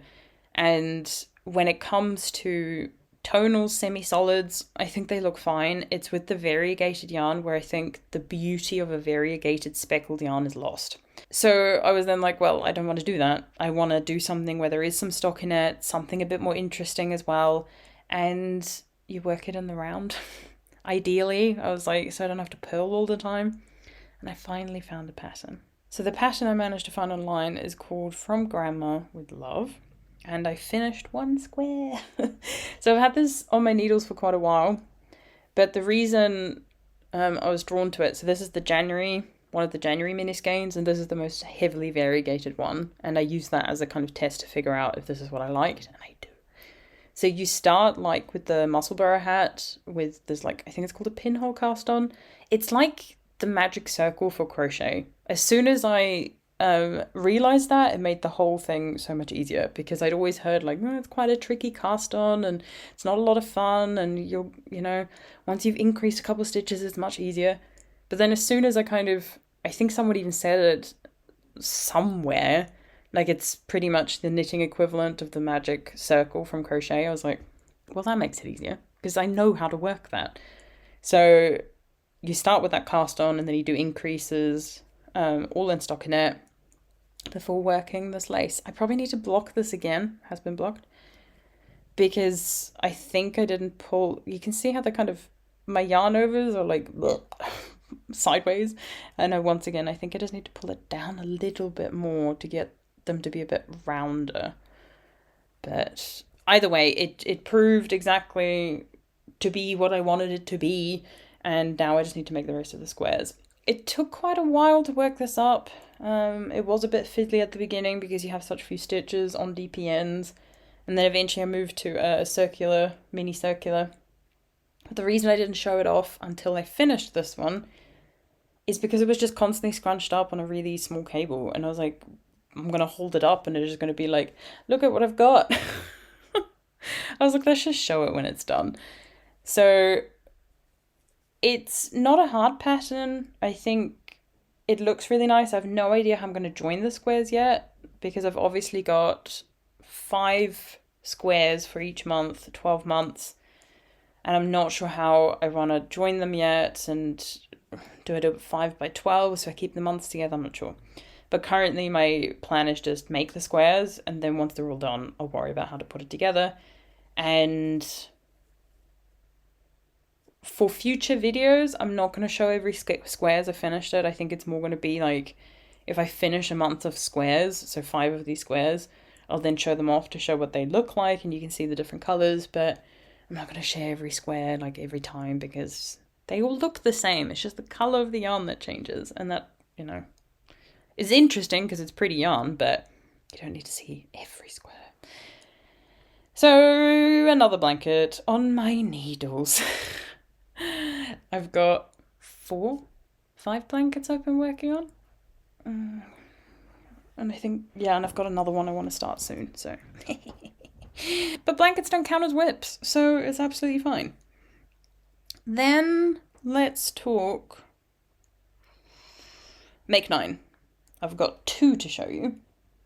For those of you being like, oh, she's got 2 to show me, does it mean she's going to show me the Satsuki? No, I haven't worked on it at all. It's too warm. Not going to do it. They're both new cast-ons. So the first one I started is the Sparky by Andrea Mowry, and I'm using Vovo by Rich Rosaria. I've shared the yarn off plenty of times, with the dark green being my main. Oh, it looks very different in color. Does it look... Wow, this looks so yellow right now, but it makes this a bit more green. This is more of like a chartreuse kind of greeny yellow. But this is my main color, and then this is my contrast color, where I've got two other colors that I'm gonna work my way through. I haven't got much. Did most of this in a couple of days and then put it aside because I was sick of color work. I'll explain why in a bit. But it was mainly I wanted to get started to make sure that the colors are going to work together, and I like the look of it, and I really do love it. It gives me full on autumn vibes, and I can't wait for autumn. I'm trying to enjoy the summer, but I'm also just like ready for the heat to stop. So I've done the short rows and I've started the colorwork chart. It's just the yoke colorwork chart is quite a, not like harder, it's just a little bit more intense because it's constantly changing. But once you get to like the main colorwork chart, it's a lot easier because it's like you knit in your main color, you knit in your contrast color, stack it for 2 rows, then you just have, I think, the main color, and then you alternate again. So it's exactly like the, what was it called? The cardigan I made for a friend of mine, also by Andrea Mowry, where I steeked it. I can't remember what it's called now, I'll put it in here. And so it's the same kind of colorwork design that comes later on. I just have to get through the yoke first. But I obviously had the velvet mirror cowl on my needles, which was a smaller project. So I was like, I can get that done much quicker. Let's just get that off my needles. So then I wasn't keen to then switch to working another colorwork project. But I also have a different colorwork project that I started, which is for Yarndale, which I'll get onto a bit later. So this was just kind of like, I started it, was happy with the color choice, and we'll go from the lighter color to the darker color. And I'll probably, depending on if it works out, is ideally what I'd like to do is either just before I split for sleeves or as they split for sleeves is where I'll change color. It depends how much yarn I have, because I've got 100 grams of each of my contrast colors, which in total is more than enough. But I just need to see with the number of like different stitches at different stages if it's all gonna work out. So another fun little project, but not as stressful as the fade of the Télégramme Cardigan. So that's one make 9 I've now got on the needles. So that's 2. I've got the Satsuki on my needles. I've got the Sparky on my needles, which then leaves 2 other ones. And one of them I just kind of recently started as well, but breezed through it so quickly. I really was in need with like the stress of the Télégramme Cardigan, with the color work that I was doing with the velvet mirror, and then also the Sparky, with the half fisherman's rib I was doing for both the season sweater, the season's cardigan, the charts I had to work with the Fru Alstad. I was just like, I just need a simple project. I miss a simple raglan where I didn't need, to constantly check the pattern. It was just like repeat these raglan increase rounds 40 times, though normally it's more like 20. But I would have loved it if it was 40. And I was like, I need a basic raglan. And then was like, okay, yeah, I started looking at patterns and what yarn I have in my stash. And then I realised one of my Make 9 projects is a basic raglan, and that's the Forager by Melody Hoffman. But get prepared. I have some sad news about this pattern. So, first of all, the sort of sad, but like it worked out fine news is I had hoped to use the Rowan felted tweed yarn that my mum bought me when I was in Dubai. I did a gauge swatch, and while I met gauge, it created a very loose open fabric that I just didn't like. I was like, it needs to be worked on smaller needles, a bit denser, to really let the yarn shine. So I then went for my second object, which I'd mentioned was a yarn from Woolen Twine. And it's her merino worsted yarn in the colour coffee, and I knitted up a swatch. And I didn't get gauge and would have had to drop to a smaller needle size, but I love the fabric I got here. And so I didn't want to have to go down to a smaller needle size and have it be denser. Like, I liked the look of it, the flow and drapey, sort of, it's not that drapey, but just the drape it does have. And I was like, nope, I don't want to drop a needle size, and I don't want to have to recalculate how I'm going to get it to work, because this was meant to be my easy breezy project. Remember those words. This was meant to be my easy breezy project. Okay, remembered? Good. So I then kind of started thinking, well, what other yarn do I have in my stash that I could potentially get to work? And was kind of getting a bit desperate, being like, nope, this isn't going to work and this isn't going to work. And then I remembered one of the yarns that I had used to swatch for my Love Magic dress was from Woolly Knit, and it's the Diggle DK in the colour Rust Nep. Love this yarn, it's so beautiful. And I'd done a swatch, didn't meet gauge for it, or maybe I did, which is like, I don't like how it looks, isn't going to be for this dress. And then I was like, what gauge did I get? Measured my swatch, because I keep them, bang smack on for the Forager. And I was like, the stars have aligned, it's meant to be. This yarn was always meant to be the Forager by Melody Hoffman. I just didn't know it. So started it, cast on, was loving it with the increases and everything, and was just like, this is the basic raglan I was dreaming of. And I'll show you what I've got so far. So there's some short row shaping in the neck to raise that, and I've already split for sleeves, so I've done a lot. And the beauty of this one is, while it is a basic raglan, you do a row of purl stitches before starting the main fabric of the body, of the jumper, and it just, gives it something different. And I have already worked an entire sleeve. I forgot to do the purl bump row on the sleeve and was like, design feature. I didn't mean for it to be there, so I've got to remember not to do it on the second sleeve. Now, why am I kind of sad about this, and why did I want you to remember that this was meant to be my easy breezy raglan? Well, I got through most of the raglan increases and then was kind of like, I was like, oh, I think I have about 7 more repeats to do or something like that, and was like, this is normally where I then count the stitches I have for the sleeve and for the body and just make sure I haven't screwed up anywhere. And it also means I now can write down this many more repeats before you need to move to the next section or split or whatever I need to do. So then I counted my stitches, looked at what I was meant to have, and it was wrong.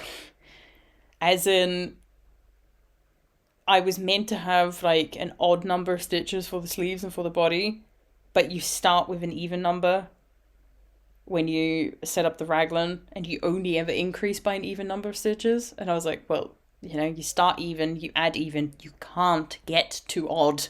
Like, that is breaking mathematics. And I was like, okay, well, that means I probably haven't made a mistake. Opened up an Excel spreadsheet, put in the numbers for my size, which is a size 6, I think, and put in, this is how many stitches I started with. Then put in, this is how many, stitches you increase at different stages, and you repeated this many times. This is what the stitch count should be at different times.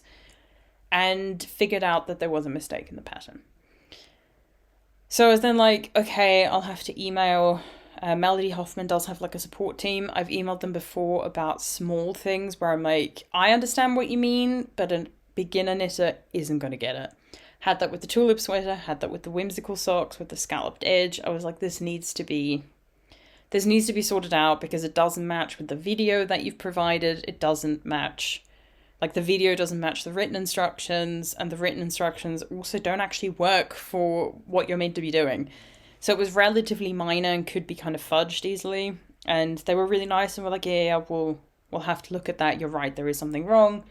Nothing has been updated yet. But then with this one, I was like, well, this is bad. And looked at the different Ravelry projects. Someone's done the size. Apparently they didn't have any issues or didn't write anything about it. And I then kind of was like, okay, well, I can't get to the number of stitches they're recommending because I'm on even stitches like I'm meant to be. They're saying I have to end with odd.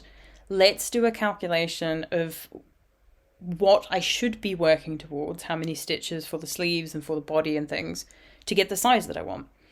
So then I used my gauge, which perfectly matches that of the pattern, and then calculated, okay, they're saying I should have this many stitches. What size does that give me? And it didn't match up with the schematic for my size. So I think it was this way around. The sleeves would have been way tighter than what it was meant to be in the pattern. And the body would have been like 2 inches bigger than it was meant to be. So I think I meant to end with a 47-inch bust. And I think with the stitch count in the pattern, it would have been like 49 inches. So there was a major error in the pattern. Because, you know, if you make the size 6 expecting a 47-inch bust and you get a 49, that's not the fit you're meant to get for that size. Like, it's completely incorrect.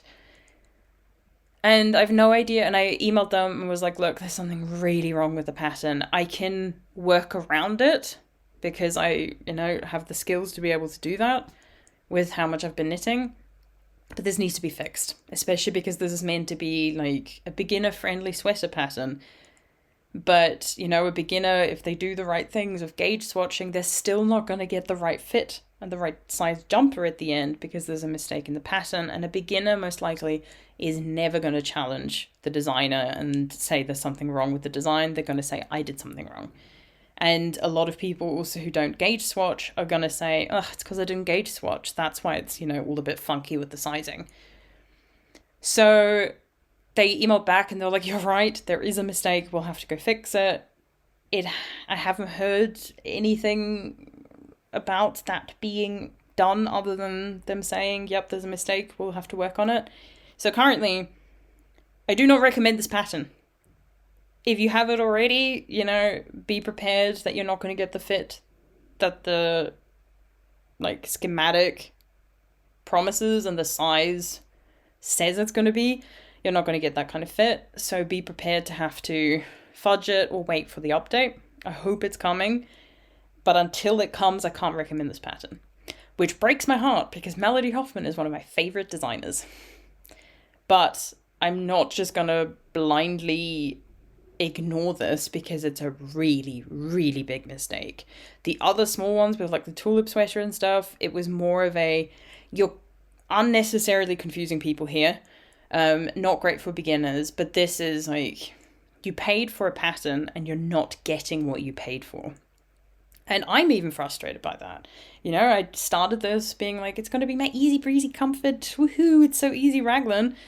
And then I spent a whole evening recalculating to try and get, like, if I hadn't started yet, it would have been really easy for me to calculate, you know, how deep does the yoke need to be? How many stitches do I want? But then I might as well not have bought the pattern. I could have just used my swatch and designed my own easy basic raglan. But I wanted to make this pattern. I already owned the pattern. And so then it was just frustrating to have spent the like €8 or whatever to have to recalculate and redesign the whole pattern for me. And I don't know if the other sizes are also wrong and broken, but I'm not going to check. It's not my job. I'm already frustrated that I had to do this, but I wasn't willing to frog when I was so close to being done with the raglan increases. So like I said, spend a whole evening going, this is how many stitches I have. This is what I'd like to get get the size that I want. So I was able to change the numbers around to get the fit that better suits me and not what the design like wanted. So that is a benefit of this. It's going to fit me more how I wanted it to fit. But when I've paid for a pattern, I shouldn't be doing this. So what I've had to do is I was working the raglan increases as stated, which meant you increase every second round. So 8 stitches in the whole round. 2 each for the sleeves, 2 each for front and back. So 8 stitches in total. But for the last few increases, what I had to do was I needed a lot more stitches in the sleeves because they were way too small based on what I was going to get, the stitch count that was written. And I didn't need as many increases in the body. So if I'd kept going with increasing every other round with the sleeve, I needed to stop increasing for the body, but my yoke depth would have been crazy because of that.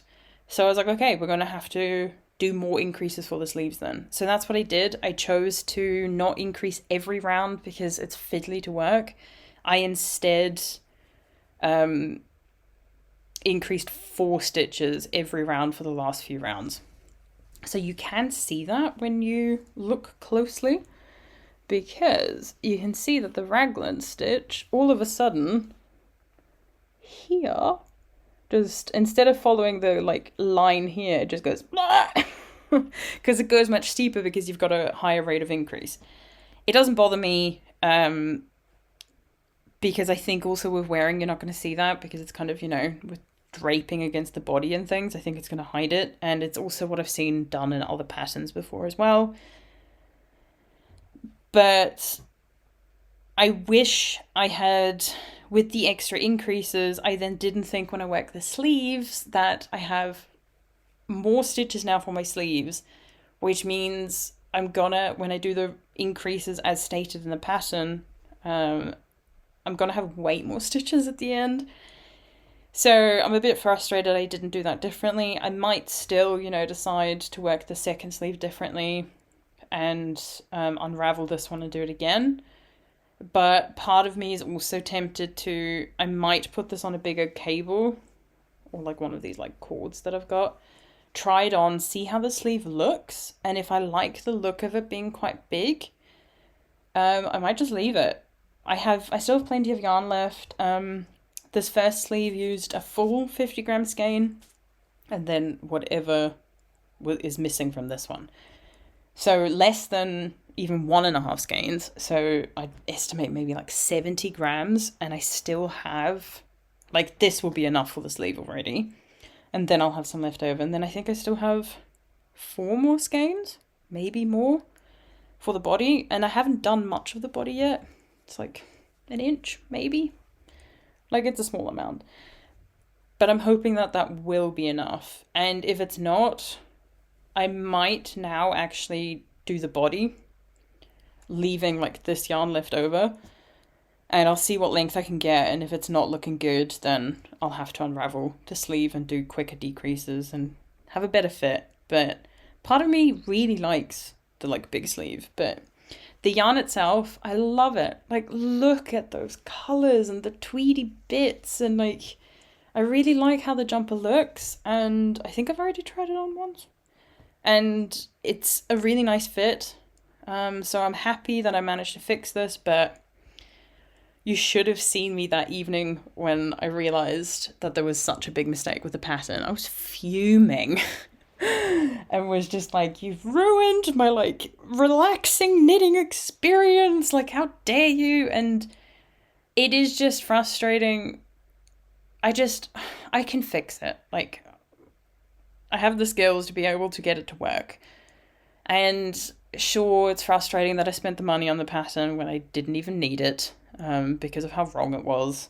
And I do hope it's fixed. I was just imagining a beginner who, is trying their best, learning how to knit, and then they do the gauge swatch, they stick to all these tips people on the internet try to give new knitters, and then they get a garment out that doesn't fit the way it's meant to.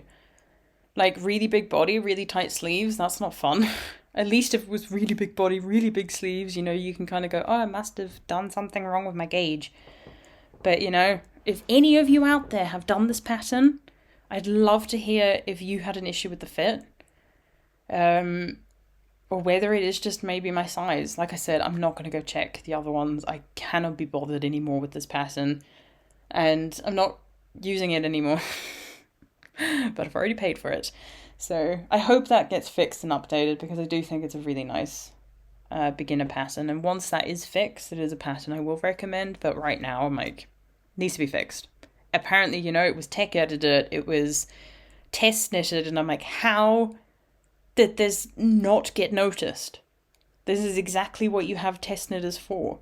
And it's also, from a grading perspective, how did it get so wrong?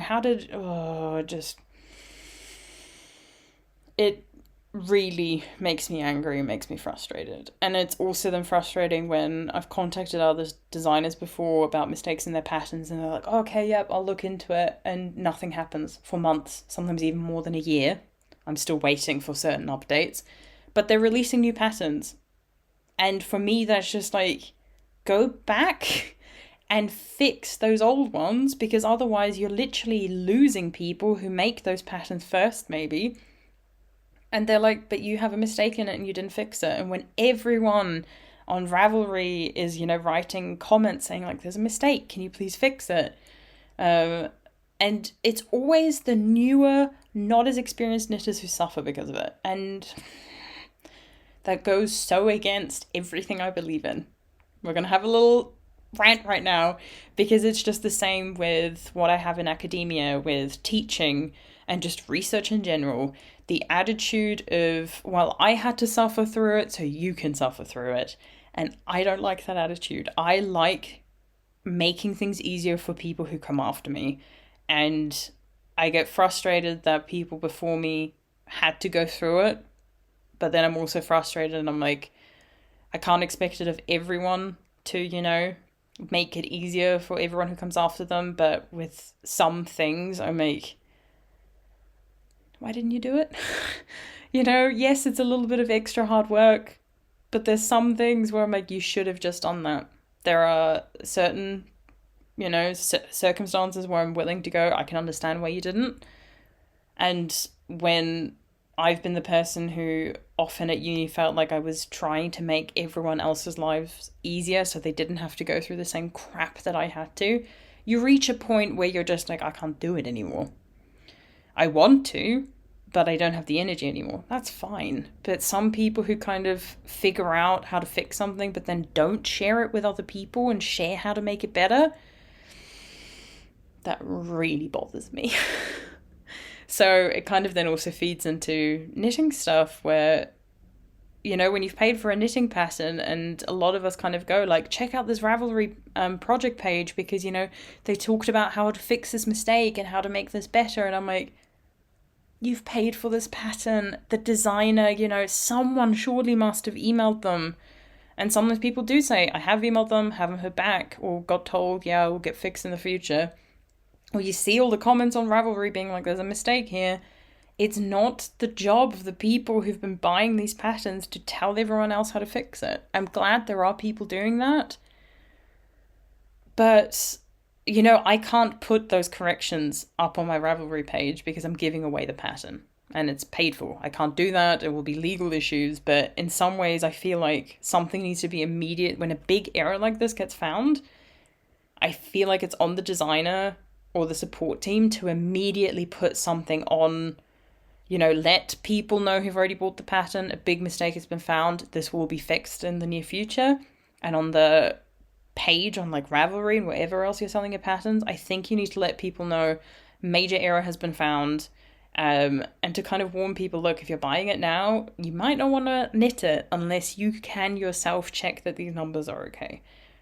Because you're just continuing to take people's money. And, it's that whole thing of so many people assume when there's a mistake with their knitting, it's their own fault. And some people do kind of immediately go the other end and say, it's everyone else's fault. I didn't do anything wrong. And then you go, did you gauge swatch? And they're like, no, I've been there. I've done that.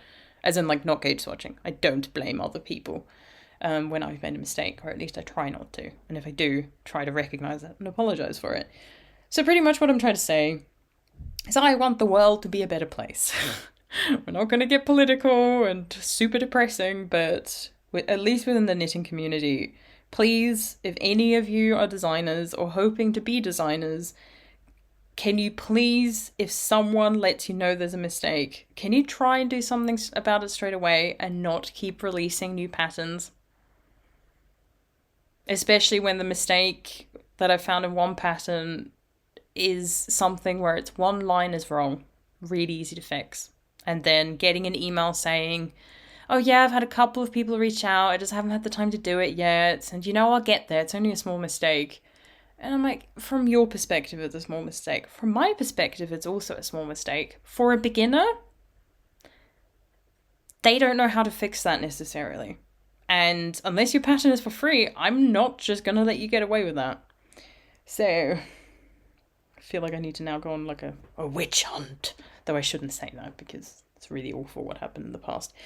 Anyway, so yeah, don't recommend the pattern right now. Hopefully we'll get fixed in the future. And if I get an update to the pattern, I will do my best to remember to let you all know on here that, you know, it's fixed, it's all okay now. Because I want to be open and honest and currently, you know, call out the fact that there is a major mistake with the pattern, but if it's fixed, it also deserves that same amount of attention. To say it has been fixed, maybe also then talk about how long it took, because some designers are really good about fixing mistakes. Even when a pattern's just been released, sometimes I've had it within a week that they'll say, you know, someone got in contact with me who was knitting this and said there's a mistake with this, so here's the update. And I'm like, how is it that some designers are so onto it and some aren't? I can understand it with a big thing like that, you know, Melody Hoffman, either just her or her team, I don't know her whole setup with working.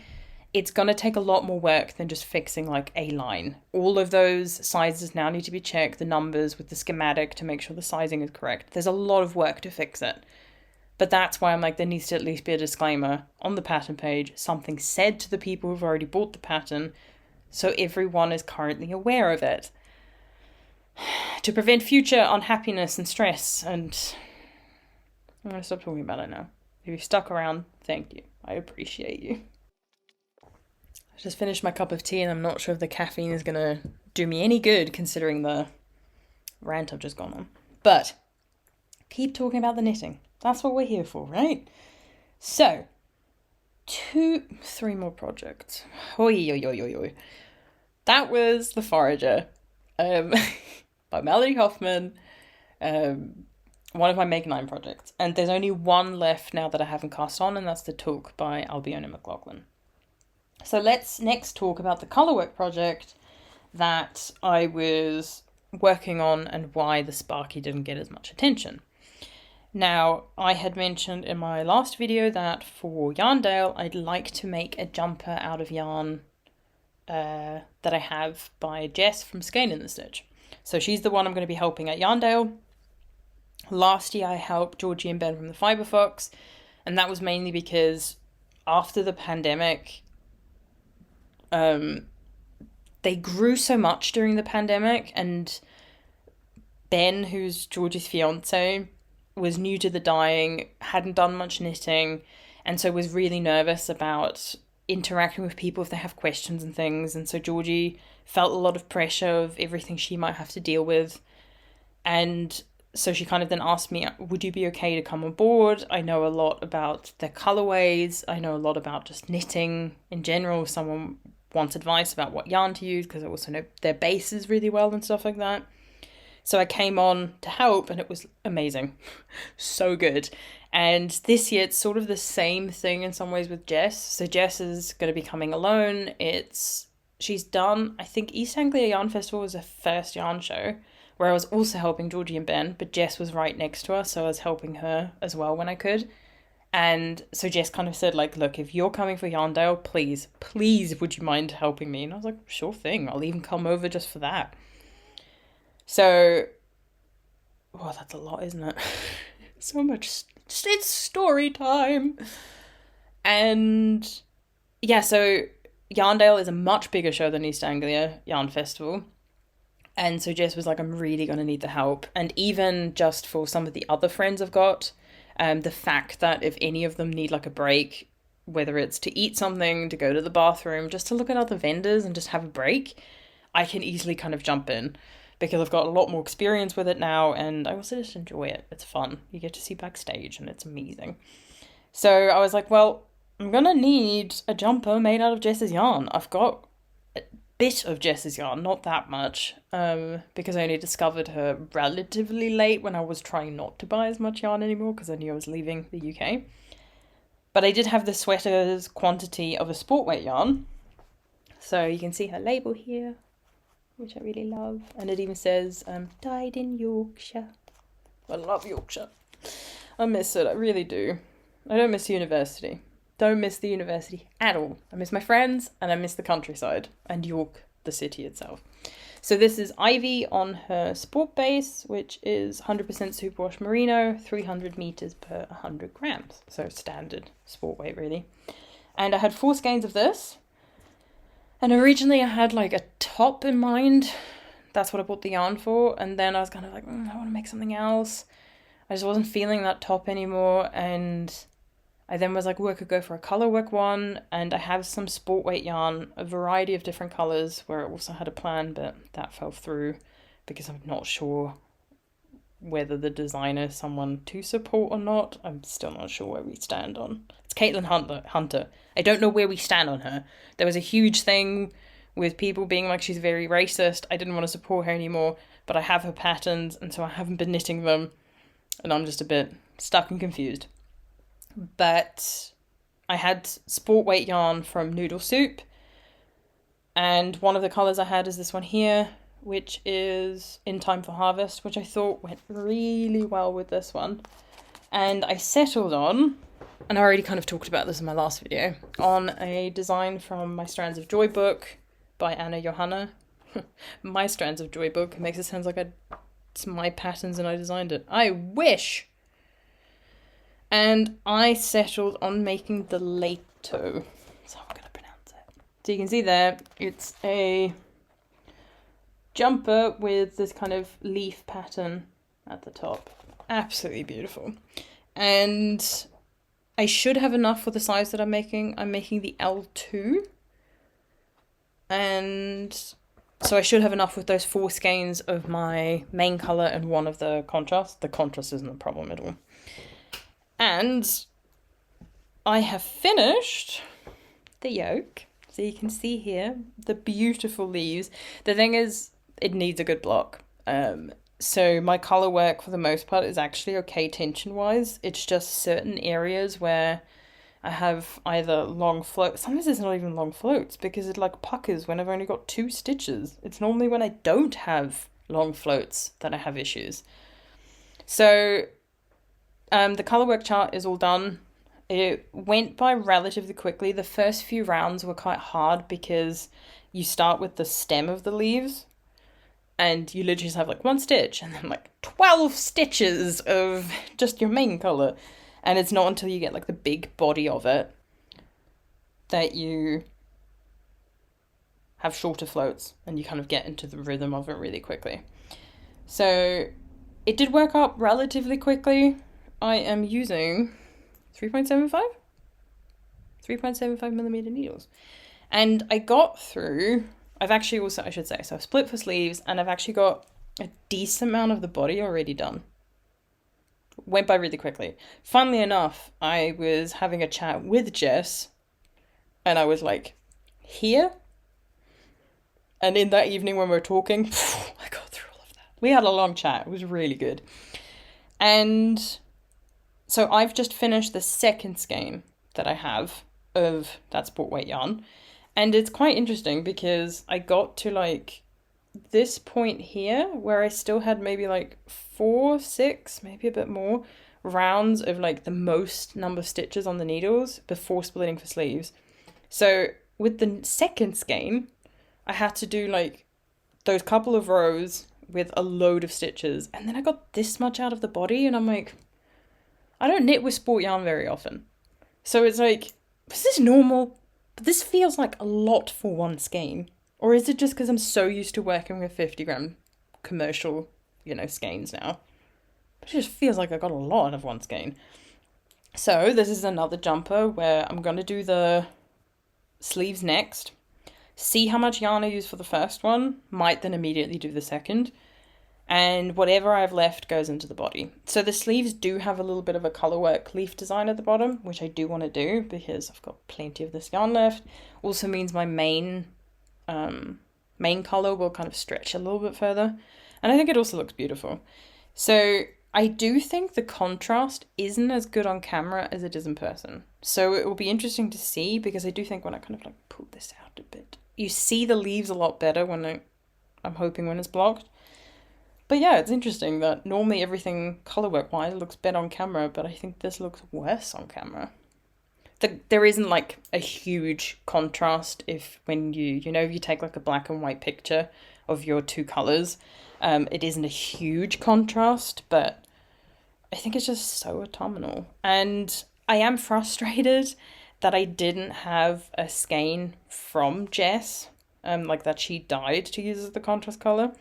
But the good news is I know she has a colour that's relatively similar that's called PSL, Pumpkin Spice Latte. And so everything's looking like good for me to be able to finish this for Yarndale, and I'll wear it on the Saturday, which is like the big busy day. And if anyone asks, I can be like, well, the main colour, is by Jess. And if they ask about this one, I'd be like, no, that's a different dyer, but I can recommend this other colour, which you'll hopefully have there because we're reaching the autumn months at that time. And yeah, so it would have been nice just to do it 100% in her yarn, but it's just the contrast colour. And like I said, I have a recommendation, so if someone can do it entirely in her yarn. So the next project I have is, I started this one because I think it was like last week before.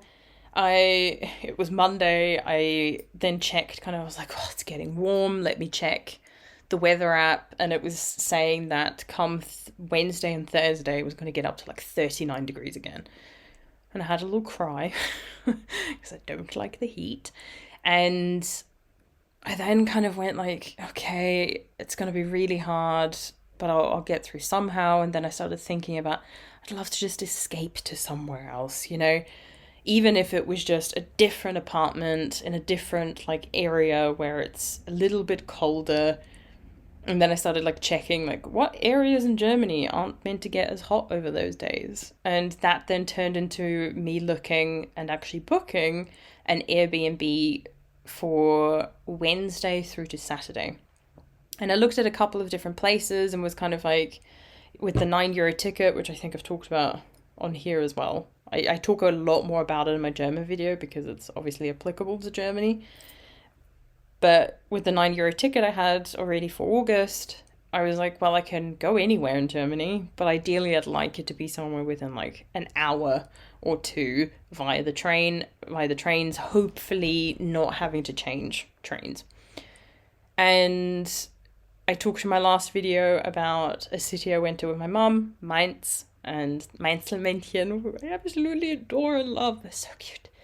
And I was like, well, I love that city. Why don't I just go back to Mainz? And I found an Airbnb. It was not the biggest, but it was really cute and not too expensive. It was just outside of the main city centre, and it specifically said, I did originally look does anyone have aircon? It's almost impossible here. I don't know what I was thinking, but I was like, you never know. Maybe someone has a newer apartment where they've decided to put an aircon. But they did say with this apartment that with where it is located, there's a lot of trees around, which typically just means it keeps everything cooler because the sun doesn't hit the building as much. I saw the pictures. It had a really cute balcony and everything with lots of plants, and I was like, let's book it. And it then meant it was half an hour on the train from Darmstadt, and then a couple of minutes on the tram, and then a 2-minute walk to the apartment. And in the apartment I'm in here in Griesheim in Germany, I don't have an oven. Don't ask me why. It's a weird situation, the building and the place that I live in, but it doesn't have an oven. And I love to bake. So as soon as I saw this place has an oven, I was like, well, I know what I'm doing for this couple of days. It's a heat wave. Why not have the oven running all the time and baking things? But I baked some cookies, I baked a cake, and then just brought that all back, have some in the freezer, and was just I'm just going to have a good time. I did a little bit of work, but I decided, I think it was from the moment I arrived, I was like, I want this to be a bit more of a holiday. So did some baking, but then also was I'm going to treat myself to a new cast on, and just look through my stash and was like, what do I feel like doing? And I had previously mentioned that this Aosta Summer top, the yarn I originally had was Linne by Sandesgarn, and decided not to use it because I was like, I just don't think, I don't know, I just didn't like the yarn combo. It's a cotton viscose linen blend. And I was like, no, I'm not feeling it. I'll use this instead, the cotton that I ended up using. So I had this yarn left and had a top that I was thinking about making that my mum had made. I think it's called like Sommerknus, something like that. And it is really pretty. There were some issues with like sizing, that they weren't too size inclusive. I can't remember the exact sizing now. It's not important anyway. But then, I think it was like the day before I left, a new design, well, it's not a new design, it's a re-released design that's been reworked slightly that came out for free. I don't know if it's going to be free forever, because it shouldn't be, in my opinion, because it's an incredible design in so many sizes, and that's the Feldspar Tee. So I started that because it's actually designed in linen. And I was like, well, I can use my yarn, and it's just, and it's a summer top. I was like, I want more summer tops in my life. It is DK weight again, but I'm hoping with the blend, with the viscose and the linen, it maybe will be a bit more forgiving than this one. But this is how much I have so far. So it is a bit more of a deeper... It's called ochre, the colorway. So it's showing up a bit more yellow orangey than it's turning out more yellow than orange. It's a bit more orange. But so you can see you've got this beautiful eyelet detail at the bottom, and then you have these pearl ridges where you just, the number of knit rows that you work increases by 1. And then I have now worked my final pearl ridge, and now just need to work in stockinette to the length that I want before splitting front and back and working that. And then sleeves, because it's going to be short sleeved. So I have plenty of the yarn left. I think this is my 3rd or 4th skein, but these are 50 gram skeins, and I have like 6 more left or something. I went for a size that is actually one size bigger than the ease recommended, I think, because I was like, I have plenty of yarn. This is the kind of yarn that's hard to use up scraps, in my opinion, plant-based fibers, unless it's 100% cotton, where I can make like face scrubby kind of things or something like that. But with this blend, I was like, I don't know what to do with leftovers. So I went for a slightly bigger size. I thought it was a design where that could work quite well, and I think it's also like, with the blend, you get a decent amount of like drape, and it's just beautiful. And I'm going to try and use up as much of the yarn as possible. I also want to try and get a decent length out of it to be able just to, throw it on hot summer days. And this was the design that I settled on. Didn't start on it immediately when I arrived in my Airbnb, because I'd also brought the Lehto and wanted to really get that colour work done. So I got through the yoke and then was like, well, I didn't take a picture of the pattern, so I can't keep going. So I got through the colour work and then had to stop. And then that's when I started that one. And it was really, went on that Saturday when I was then leaving, and then the Sunday when I was already back, that I then did so much knitting on that and couldn't stop. It's a lot of fun, and it's also kind of the project where I'm the most proud of how even my stitches are. I don't know why. Plant-based fibers, normally my stitches don't look great, but with this, I don't even think it's going to need a block. I think I'm just going to wear it as is. Even the eyelets are quite open. But yeah, so that's the Feldspar Tee. Currently free. Like I said, I don't know if it's going to stay free, but definitely one worth checking out. And I was almost tempted to buy more linen so I could make another one. I was like, Nina, finish the one you've got. If you really love wearing it, we can then look into getting some more yarn that you could use. But let's not rush into things and keep buying yarn if we have things to be working on. So then the last project is, I normally always have socks on the go. And while I do have a pair of socks that's old that I should be working on, it's colour work, and I was not in the mood for colour work because, well, I already said why. So I was then like, well, I guess I could just do like vanilla socks. And then I was like, I want to do something a bit different.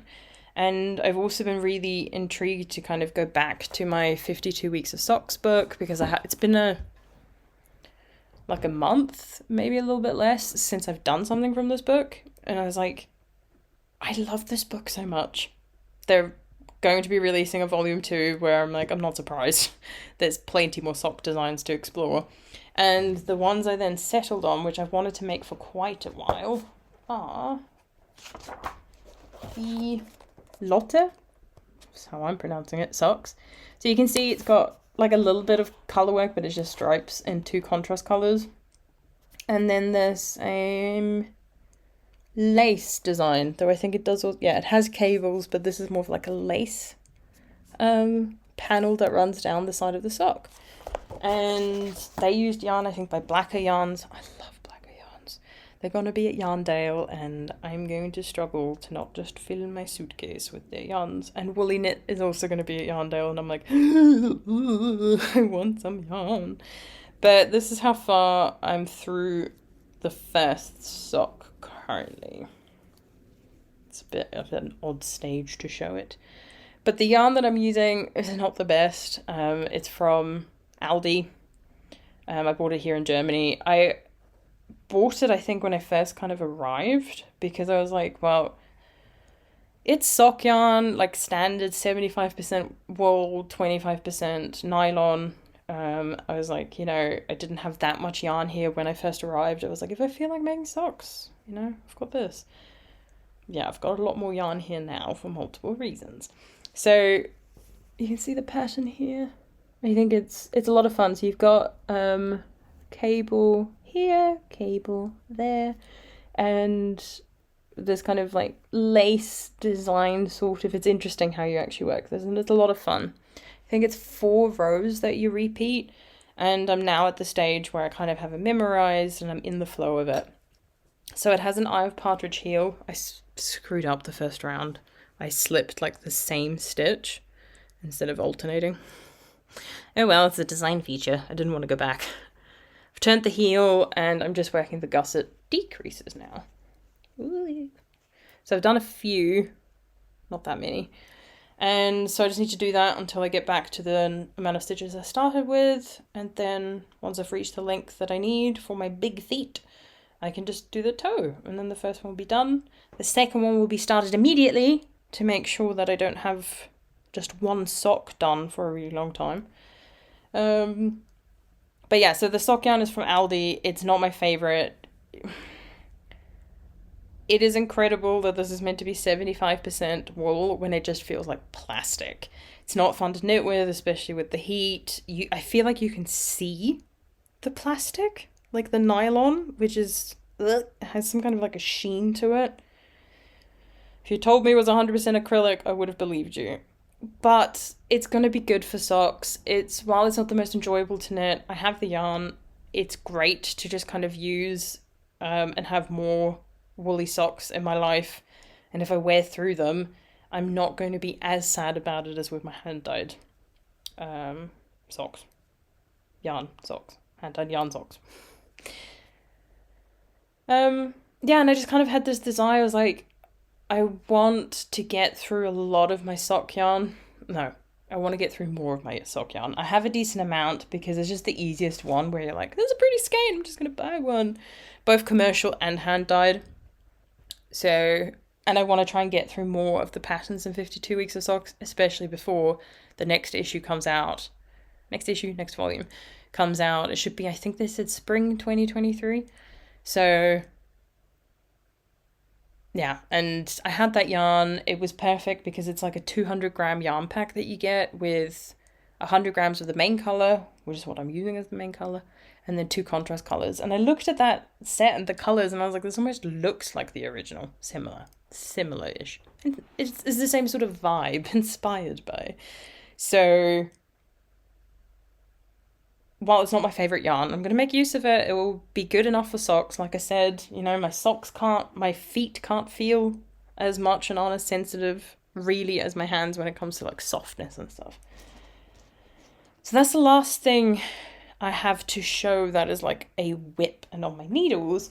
And now we're going to, I say briefly, we're going to talk through my bad life choices when it comes to knitting. So I previously had 3 test knits I was working on at the same time, but the deadlines were like really staggered, so it wasn't too much pressure. So I then kind of thought, you know what, I think I'm just going to take a break from test knitting for a bit. And there weren't really many designs where I was really drawn to them. And what I really have been focusing on is if there is a pattern I want to test knit, I check the recommended yarn. And if I don't have something I could use that I think could work at that gauge and for like the pattern of the design, not going to do it, not going to apply. And then I saw pictures leading up to before the call for testers, but it's the Cosmo cardigan by Rust Knitwear, and it has this beautiful like double broken rib and cable design into like stockinette, and it's just stunning. And I was like, I'm gonna apply. Let's just, we'll apply. And I was like, I can either use Nutiden or I can use Pletelope. I have plenty in my stash, different colours I could use. Don't have to buy any yarn. I got accepted. The designer did get in touch and she was like, I've seen that you know German. Would you mind test knitting the German pattern? Because she had a lot more applicants for the English. And I was like, no problem.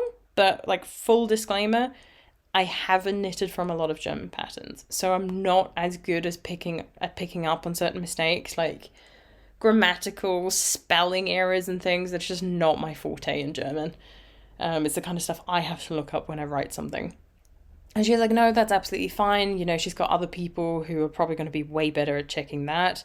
But she was like, it's at the end of the day, it's, are the numbers okay? Did I understand the instructions? Where maybe my kind of, I speak German fluently and I can read it, but maybe my kind of different experience with the language could be useful. Who knows? But she was really lovely, gave me a spot to test knit the design, and here is my swatch. So you can see the double broken rib. Unfortunately, I did this on 4mm needles with Pletelope held single, and it was too big. I needed to drop down a needle size, and I looked at it, calculated how many stitches I had and how many I needed, and was like, I don't even think a 3.75 is going to be enough. I think I have to go to a 3.5. So instead of doing a whole swatch like a big one again, I did a mini one. And to me, the stitches don't look that different. But this is bang smack on gauge, so I'm going to be making it on 3.5mm needles. And the button band is done with double knitting. So I had to also make a gauge swatch for which needles I need for that, and I needed 2mm. How fun. So if you don't know what double knitting is, you create this double fabric, so it's quite thick, and it's going to be hard with this yarn because Pletelope is so grippy. But you, technically speaking, do make like a tube. It's hollow in the middle, but with the cast on and the tubular bind off, you can't actually open it up. But the way that you create that is you have knit and purl stitches, but you only knit the knit stitches and you slip the purl stitches with the yarn in front to create the purl bump. But that cinches in the knit stitches, and then when you turn the work, you do the same thing. So then what you're doing on the other side is you're knitting the stitches that you slipped before, and the stitches you did knit before, you're now slipping because they're now purl stitches on the other side. And so that's why it creates this double fabric and really thick and squishy and just amazing for a button band. So I'm using Pletelope held double. It's in the Ash Heather colorway where I have a kilo, because I think there's 2 official sites from Iceland where they sell the Istex yarn directly from the mill or whatever it is. And either way, it was a website I found in Iceland. I randomly stumbled across it, and they were having a huge sale at that time. I have no idea why. And I think normally Pletelope in the in the EU, Europe, I think I've seen it for about €5 or €6, if I'm not mistaken. And I think I got each plate for more €3, maybe a little bit less. It was 50% off. And so I was like, I can't not order something. That'd be rude. So I placed an order, got a kilo of that yarn because I was like, I can use it both for color work, but I can also use it just on its own like I'm doing now. And it's just a really standard colorway. And then I got a couple of plates of some other colors, got a little bit of Lehto for some Icelandic jumpers I want to try and make in the future. And I was like, I love this yarn. I use this yarn. I am more than happy to have that just sitting in my stash for a while. And it's something I can easily, like with this test knit, just kind of grab out some, and I know I have plenty of it. So I have a kilo of that. I'm not going to need the whole kilo. And it's interesting because normally when you buy Plesilope from like a normal yarn shop, it comes wrapped in plastic. But because this, like I said, I think it comes like directly from the mill, each of the plates is actually joined to the next plate. And what they then do when you're like, oh, you want a kilo? Each one's 100 grams. So they go, that's 10, and then they just rip off those 10 plates and ship them to you like that. So they're all joined to each other, which is fine. I just then ripped one off because you just can felt together the yarn anyway. So I don't have to like carry around all those plates together.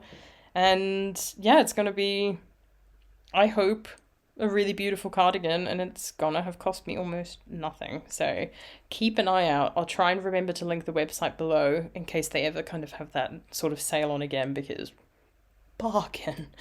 It was so hard not to buy everything. But I will say, Plesilope worked single, it's a breeze. It doesn't break. It's incredibly strong. I remember when I first worked with it held single, was for the Ito shawl, where I was like, okay, gotta be careful, it's a bit tricky. But after working with Nutiden, Plesilope is ridiculously strong in my opinion. And I have no issues working single with it. I don't have to be careful with it at all. I just treat it like any other spun yarn. And it's only with Nutiden, like this one I mentioned, this is L&J. Yes, it is work double, which immediately makes Nutiden so much easier to work with. But this one's actually quite stable as well. I'd consider knitting single with this. But the one I showed for the socks I made, the Tunet colorway I think it was, if I tried to work with this held single, I don't even know if I'm going to get it apart. Like this is, it's just air. And this one, I don't know if you're even going to be able to see a difference. It just has a bit more. So, Nina, what are you doing? So this is Tunet. Very just like, it's just fibery air. And this is L&J, which just, I just think it looks more like almost spun yarn.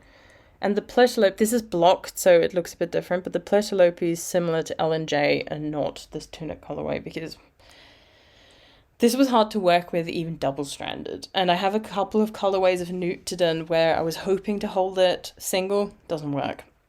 Holding it with a strand of mohair is still a pain, because as you can't like slide your finger along with how I tension my yarn. I have to like completely unwrap my finger, mainly focus on holding the mohair and then kind of wind it up again.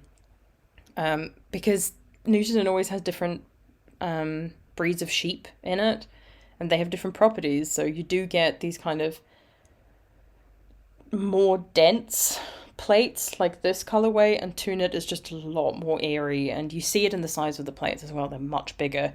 And I found that recently the last few colorways and releases that Höner Och Eir have done, who make Nutiden, sorry for the pronunciation for anyone who speaks Swedish, I find a lot of them have been a lot more airy and harder to work with. So going back to Plesilope, I was like, okay, single stranded, take it easy, Nina. And then I was like, this is easy.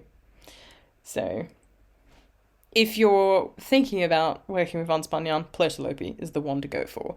You'll find it challenging at first. If you work with a double, you're going to have an easier time. And then eventually you'll get to a point where working single isn't a pain at all, in my opinion. And something like Nutiden you can slowly work up to.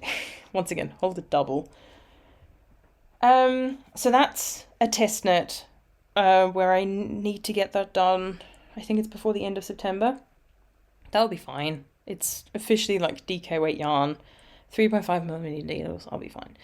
Then I also saw that the Knit Pearl Girl had a new call for testers up for her Pippin sweater, which is a sand stitch. I can just show the swatch so you can see what I mean. So unlike the Aosta, where you have, you know, just a line of knit one, pearl one, this sand stitch, if you can see,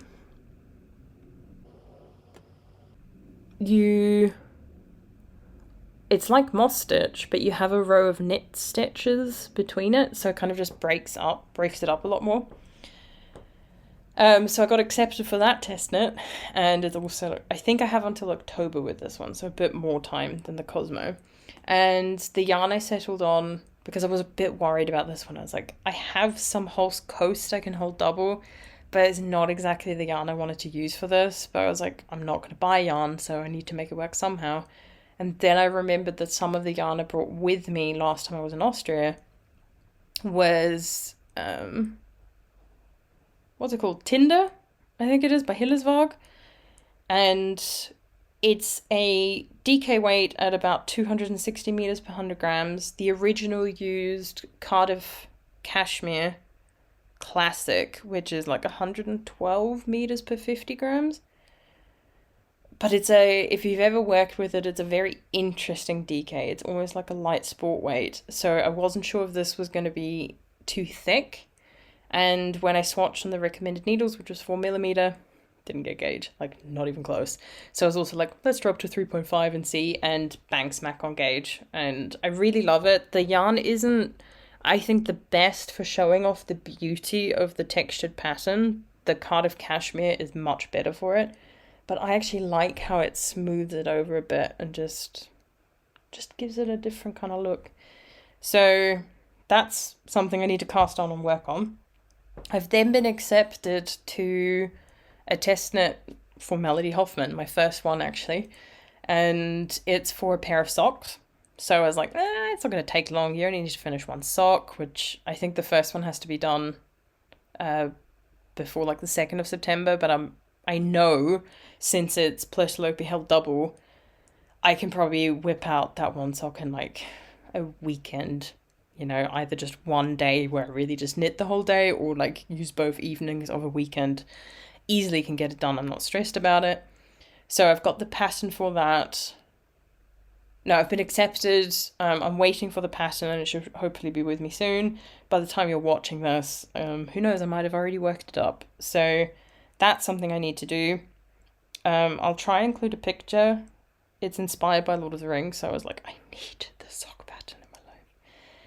And then, so this is what happens when you apply for multiple things, and some people, when they do a call for testers, have a quick turnaround to notify the testers. Some people have a longer turnaround.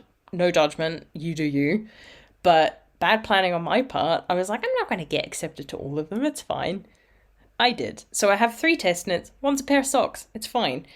But I've been accepted to something a bit different, which is known as a pre-knit. So I'm not testing the pattern, it's just to be able to already show some progress pictures, so I don't have to finish this by a certain time. I'm getting access to the pattern earlier. It's being released in October, I believe. And so I'll say who it is for. I don't know if I'm allowed to show pictures of what the design's going to look like, and if I'm allowed to show progress, I'll need to check that with the designer. But it's a design by Albiona McLaughlin. It's a relatively simple kind of jumper, but the construction's a bit different, which is fun. And so with a pre-knit, when the pattern gets released, which I think is in October, I don't have to be done with the sweater. I just need to have created a Ravelry page and have started and included a couple of pictures showing my progress. So the pre-knit is more, like I said, you get access to the pattern early for free. I don't get another pattern for free like you normally do with a test knit, because I'm not checking any of the numbers or anything like that. I'm just knitting it. And the reason I'm getting access to it for free is so that when it gets released, people can check the project page and already see what different yarns people are using, different colors, and maybe even start to already see it on certain, different body types and stuff. So it's just kind of more of like a promotion thing than testing the pattern. So I have a really weird size swatch. I think I just got lazy. I'm just being honest. So this is the swatch I've made. I'm using Nutiden held double. You really can't see the color properly. It's a dark green, like a foresty green. So I'm holding it double. I used what did I use? 4.5mm needles? 4mm needles? I've got it written down somewhere, but I can't remember off the top of my head. And so using that, held double, and I cast on more stitches than I needed for the actual stitch count, and then didn't do all the rows I needed to knit. I have no idea why. But I've used it to check my gauge and it's fine. I don't feel as bad not having done a full-size swatch with this one because it's not a test knit. And I'm happy enough that my gauge is accounted for here and it's fine. So that is something else I need to start, but I obviously don't need to have it finished anytime soon. I think, like I said, pattern gets released in October, and I just need to have made some progress and shared some pictures on Ravelry. So I do need to check. Maybe I'll have included the name and pictures. I just need to check if that is okay. So those are my future cast-ons, because 3 test knits and 1 pre-knit, which is new for me and exciting. I love Albion and McLaughlin's designs. I own a couple of her patterns. I haven't started knitting any of them. The first one was meant to be the Toque. That's my last Make 9. And now it's actually going to be this one. So plans change, and that's okay. Hopefully I'll still get to the Toque this year. Otherwise, doesn't matter if I don't. I'll do it next year. So busy times ahead, especially because it's not just these things I need to focus on. I obviously want to try and finish my old projects, but I really want to have the Lehto done for Yarndale. And that's towards the end of September, when I've also got, a test knit that needs to be done. So I wasn't smart with my planning. But, maybe I'll learn from this. I said, I don't learn. I never learn from this. I had 3 test knits on at the same time and I didn't learn.